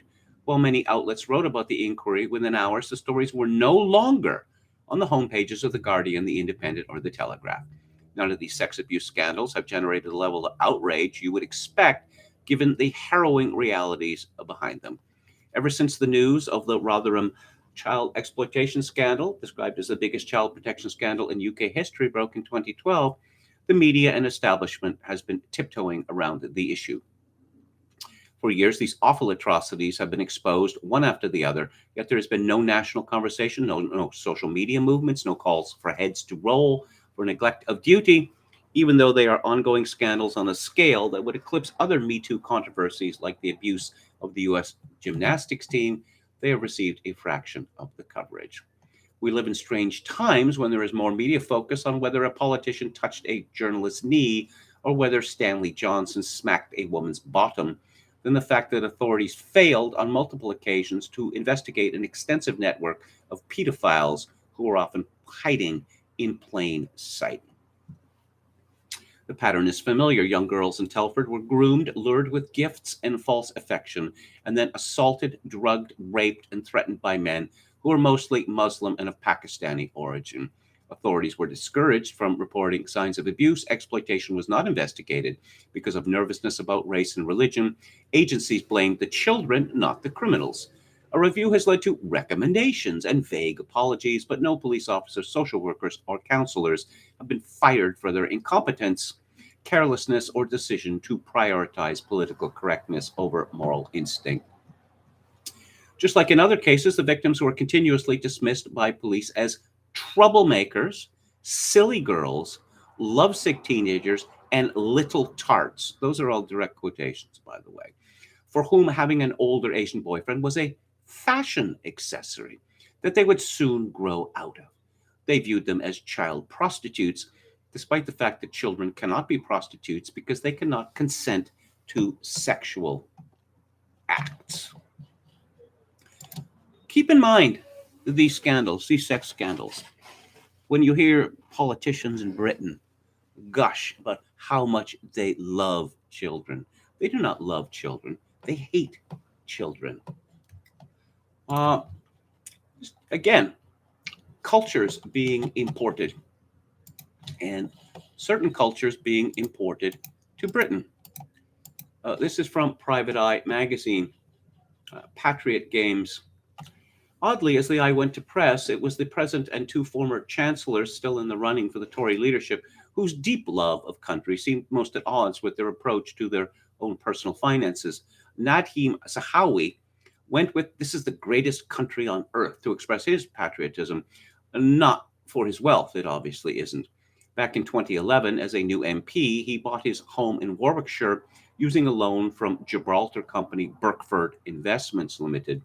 This technique is a classic arrangement for a non-dom individual to use offshore funds to buy UK property without being deemed to have brought the money back into the UK and thus incur a tax charge. Zahawi declined to answer the Eye's questions on his tax status past and present, and although he has briefed others, he's never claimed to be a non-dom. He's evidently not immune from the charms of the offshore world when it comes to his own fortune. Rishi Sunak, who is still in the lead after three rounds, by the way, round 3 was revealed today. He gained a little. Penny Mordaunt lost down one seat. Liz Truss in third place made a big gain, and I suppose everyone is saying that she's poised to surpass Penny Mordaunt in the 4th round. Rishi Sunak gushed in his Ready for Rishi video that, quote, "It was Britain, our country, that gave my parents and millions like them the chance of a better future. Family is everything to me," unquote. Family now, of course, means the fortune held offshore by his non-domiciled wife, Akshata Murthy, a story first raised by Private Eye, who still stands to benefit hugely from the tax break Sunak spent a couple of years not changing, even as he raised taxes for everybody else. And there was little love for Britain in the Cayman Islands tax structure of the hedge fund Sunak ran from the US before entering politics, and from which he retained his green card until last year. Meanwhile, Sajid Javid is an old hand at tax-efficient jingoism. Reheating his promotional video from his 2019 campaign, the bus driver's son tells us he got into politics because I love my country, before touring the Rochdale and Bristol, oddly not mentioning the non-domicile status until 2009 that he had to admit to earlier this year. This would have required a long-term commitment to some, not known, country greater than to the UK on the part of the man with a British wife and kids, or to a less than honest tax return, which surely he wouldn't have made. Nor, needless to say, did Javid mention the pre-financial crisis offshore tax avoidance scheme he was part of as a Deutsche Bank banker. Also revealed by the Eye, politics for Javid is a chance to give back to the country that has given me so many opportunities, especially those of a fiscal variety. So the likely winner of the Conservative leadership race, and therefore the next Prime Minister of Great Britain and Northern Ireland, is a man whose wife is the daughter of a multi-billionaire and is non-domiciled in the United Kingdom, because it would cost her money to be officially domiciled in the United Kingdom. This is the woman who's going to be married to the Prime Minister. It's just, it's gobsmacking. It really is.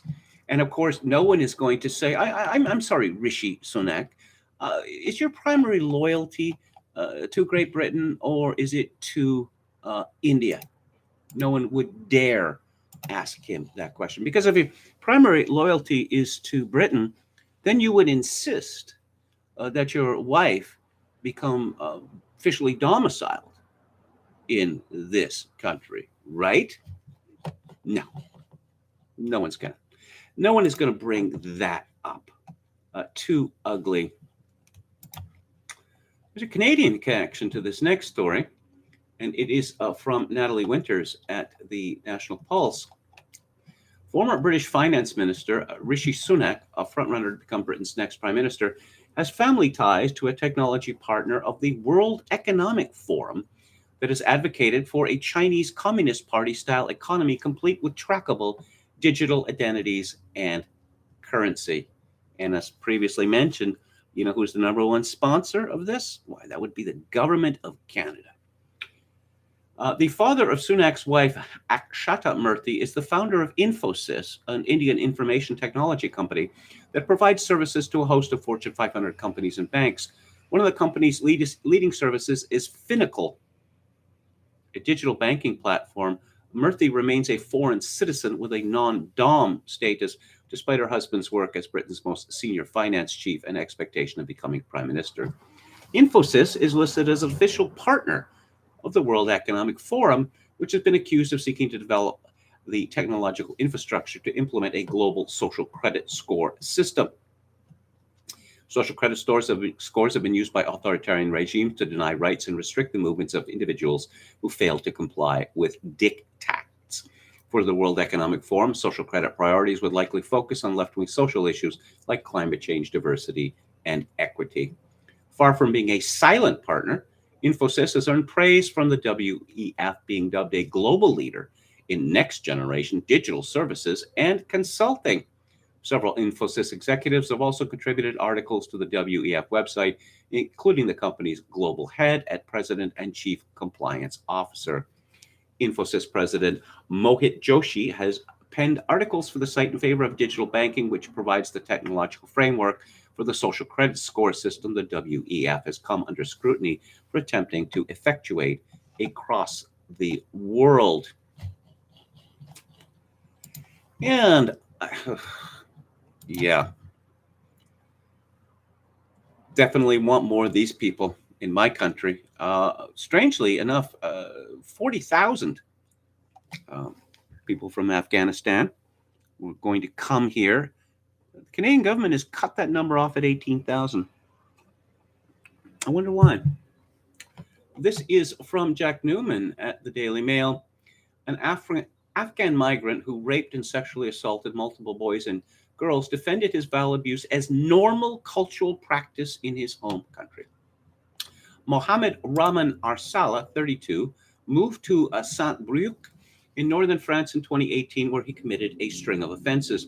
He was jailed last year for 15 years for raping a 12-year-old boy and was hauled back before the courts last week to answer for further offenses against children. And I won't describe the attack. It is too horrifying. The defense lawyer asked the judge to consider the cultural element of the case, saying it was common practice for men to abuse underage boys in Afghanistan. The defendant said, quote, "In my country, it is normal to have sexual relations with young boys because women are inaccessible. When I arrived in France, I did not know your laws, but since I learned that it was prohibited," unquote. The practice of bachabazi is illegal in Afghanistan, but perpetrators are rarely punished, with many powerful officials taking part. But it is, intersexual rape. So I suppose that makes it less offensive. And we have a story about, immigration specialists sexually assaulting people who come to them looking for help. This is in my country of Canada. It's from Summit News. Paul Joseph Watson, government figures show non-Germans responsible for over 39% of murders and over 56% of manslaughter convictions, despite only making up 12% of the population. And it is even worse than that because of the definition of what counts as German. The data does not tell the whole story either, as migrants who have become German citizens are not counted as foreigners in the statistics, as well as second-generation migrants. As a result, there is no clear breakdown of crime statistics based on ethnicity that would tell a full story about murder and other serious crimes. And I'm going to end with this. This is a work of my own, short work, which was published on VDARE last Friday. And it is called, where did it go? Where did it go? I'll bring it up here in just a second here. It won't be long now. Come on. It's getting embarrassing. Oh, we're on the second page of the blog. Oh, here we go. Published on the 15th. Canada's unmentionable crime wave. Our natives believe they are above the law and we pay the price. Canada has a serious Indian crime problem, feather, not thought.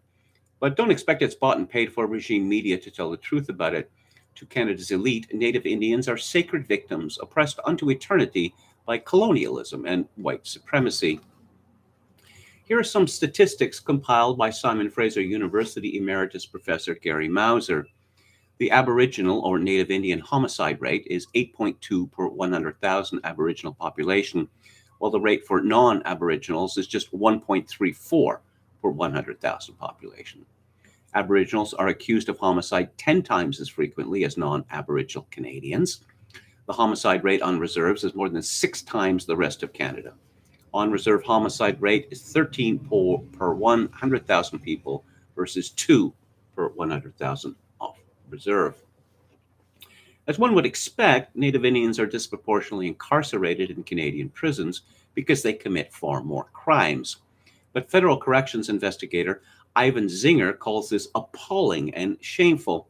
Indian activists claim that Indians are not considered human beings in Canada. The elite demands that something must be done. It already is, and it is called Gladue. After a 1995 decision by the Critarchs of Canada's Supreme Court, Parliament amended the criminal code to ensure that Indians get special treatment, to ensure they serve as little time, if any, for their crimes. This has resulted in predictable and numerous horror stories. Not surprisingly, Canadian Indians have come to believe they are above the law. Indeed, Canadian politicians, even cabinet ministers, claim routinely that Canada is not sovereign and that every inch of this country belongs to its Aboriginals. Last year, Canadians suffered their national flag to be flown at half-staff for half a year after several Indian bands invented and the media and politicians promoted the hoax of the century, an evidenceless libel that holds that mass murders of Indian children were committed at Canada's long-shuttered residential schools. As Professor Mauser notes, one's likelihood of being a victim of crime in Canada is heavily correlated to proximity to an Indian reserve. Penticton is a British Columbia resort city and retirement destination of 47,000 people. It is 8.2% Indian, adjacent to an Indian reserve, and is a hotbed of crime, more than double the Canadian average. Penticton merchants are now subject routinely to smash and grab raids by gangs. The RCMP have little interest in recovering stolen goods, so a group called Clean Streets Penticton is doing what the police won't. These raids bear all the hallmarks of organized crime, but curiously, the Western Standard, which first reported on this, does not speculate on the demographics of the criminals, despite the leading role of Native Indians in this activity. And its comment section forbids racist language.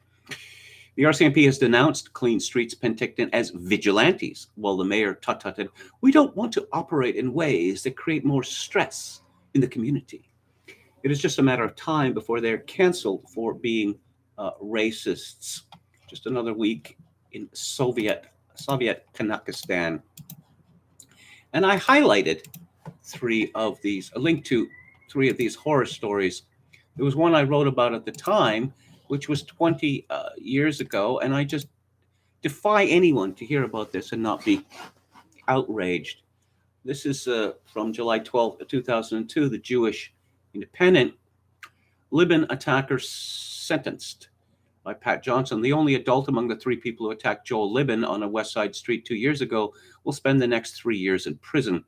The sentence was handed down last week to Dude Lennon, who has already spent 21 months behind bars waiting trial. The sentence given by Madam Justice Wendy Baker of the BC Supreme Court July the 4th amounts to about 6 years in total because the court calculates time spent before sentencing as double that spent after conviction. Lennon has been in custody since August 2000. 2 youths who also participated in the assault earlier received 18 months of house arrest.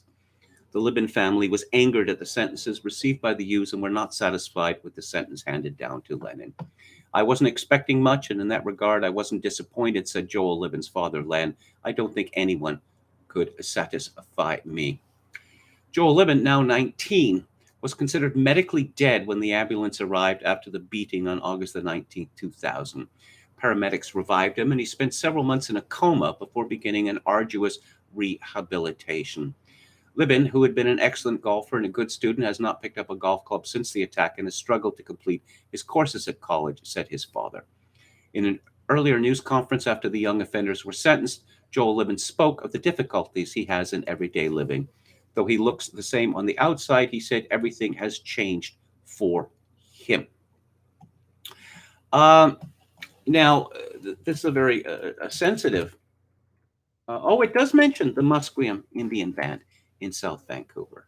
I took a special interest in this story because for 5 years I lived about half a mile from where this crime was committed. The judge said that she took into account Lenin's ethnicity. Glad you. Canadian courts have declared that Aboriginal Canadians deserve special consideration in judicial proceedings, a factor that could have reduced Lenin's sentence. He is a member of the Musqueam Band. Baker noted, however, the protection of society and the fact that Lenin has 2 prior convictions for violent offenses override any ameliorating factors his ethnic identity might have presented. She also took into consideration that Lenin's mother was an alcoholic who abandoned him at the age of 18 months, leaving Lenin to grow up in foster care and institutional settings. What this story does not mention is that it was admitted by Lenin that he and the 2 younger men had got into a pickup truck and roamed the Dunbar region in Vancouver looking for white boys. That's how they described it, to hurt. Then they found one. But no. Pity the poor Indians. Here's another story from Douglas Kwan and Tyler Dawson at the National Post. An Alberta man who was spared a lengthy jail sentence after robbing a liquor store so he could focus on rehabilitation and, in the judge's words, restore his place in the eyes of community, was arrested days later and charged with several offenses, including robbery. Upon learning of this turn of events Tuesday, the liquor store owner, who had supported the original sentence and believed the offender showed genuine remorse, said she was heartbroken. My faith in humanity is crushed, said Karen Rampel, owner of the Millet Liquor Store in Millet, Alberta. Rod Clark, the offender's lawyer, said the case speaks to the tragedy of his client's life. Brandon Adenahi, 26, pleaded guilty to robbing Rempel's store of liquor and cash in February 2018 while armed with a spray can. The Crown sought a sentence of 2 years, citing the fact that Adenahi was on probation at the time of the robbery for a similar offense. But Justice Nicholas Devlin of the Court of Queen's Bench in Alberta opted instead to give Dennehy a sentence of 1 day in jail plus 18 months probation. In his written reasons, the judge said Dennehy had spent enough time in pretrial custody and would benefit more from rehabilitation instead. Quote, I find that Mr. Dennehy is genuinely remorseful. His guilty plea, apology to the victims, and commitment to move forward are backed up by his actions and the words of others about him. I find that he has a very high rehabilitative potential. Unquote. Devlin also took into account a pre-sentence report known as a Gladue report that documented Dennehy's troubled past. He cited the fact that Dennehy, a Cree man who was born and raised in Massasoit, came from 2 generations of residential school survivors. Oh, so you didn't go to a residential school? Well, your parents didn't go to a residential school? Your grandparents and great-grandparents went to a residential school? It's just like the Holocaust. Maybe worse, actually. Yes, 2 generations of residential school survivors from tragedy and trauma are rampant. You know, it sounds like, the judge would apologize to these criminals if they thought that they could get away with it. It is a known fact that incarceration does not work on Aboriginal people. Ashley Hunt, an Indigenous advocate in Alberta, told APTN News last year. Treatment is a better option. It works. It's proven to work. The statistics say that it works, but yet they don't use this. Don't send them to prison because it doesn't work. Here's a case. This is maybe the worst of such stories. This is from Stephen Cook of the CBC earlier, May 25th of this year. An Edmonton woman was sentenced Wednesday to 10 years in prison for the death of an 83-year-old great-grandmother. Cynthia Hamelin pleaded guilty to manslaughter earlier this year in the 2019 death of Giuseppina Micheli. She had originally been charged with first-degree murder.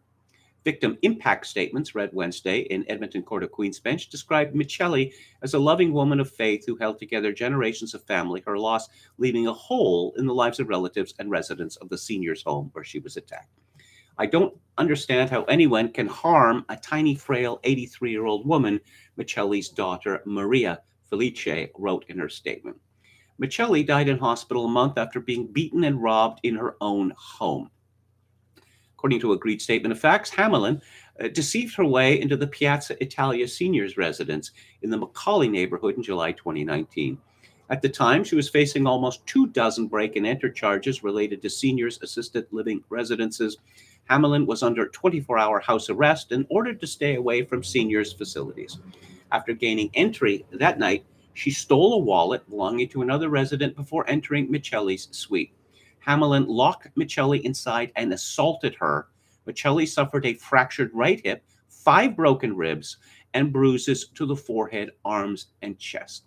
Because of the injuries, she developed worsening pneumonia. Justice Sterling Sanderman listed Hamelin's significant record and attempts to pin responsibility on others were among aggravating factors. He called the theft of 3 gold rings pulled off the victim's fingers extremely craven behavior.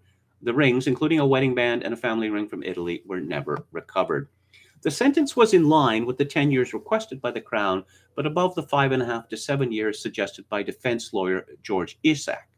Oh, so an old woman in furtherance of robbery is tortured to death by a young woman with a rap sheet as long as this, and she's charged with manslaughter. Yeah. Keep in mind that we do not have equality in Canada. We have something called equity, which is, so much better. Let's take a final look at the chat. Thank you for your kind words, Don Willis. Judges are not social workers, but that's antiquated thinking. Rural crime up 2. This is Quachalango. Quachalango says, I got my bike stolen this week. I'm ashamed to admit to you that you've heard me whine about being, it's a regular occurrence, nearly being flattened on sidewalk by youngsters, well, generally men in their 20s and 30s riding bicycles. And then it hit me that all of the bicycles that I've seen that have nearly flattened me look to be quite expensive. And then, oh my God, they're all stolen.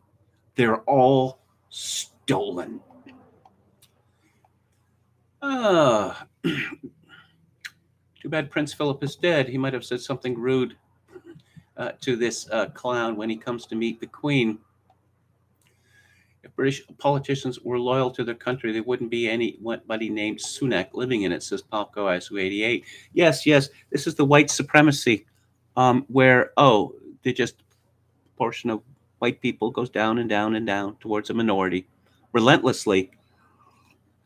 And isn't it wonderful we have so many people from India running for the leadership of the Conservative Party? No white males. No white males allowed in the Conservative leadership race. Halper says Book TV on weekends on C-SPAN 2 with great speeches and interviews by various authors. Hello to Emmett Kelly's Earth. And Metal Mike. Prime Minister Rishi Sunak of the United Kingdom, says Yo Mama. Stonewall was in reaction to the funeral of Judy Garland or something like that. Stonewall was a drinking establishment owned by the mafia. Yeah. All of these homosexual clubs, where prostitution, other disgusting things went on, they're all owned by the mafia. That's something that doesn't get mentioned all that much.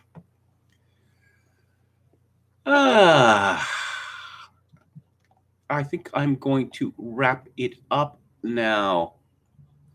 Migrants is offensive, Kevin. The trendy types for the time climate change refugees. Metal Mike asks KMG, are you in the Hotel California? As I understand the reference. I get it. That's it for today. Thank you all for tuning in. I greatly appreciate it. I'll be back on the air tomorrow at 4 p.m. Pacific, 7 p.m. Eastern.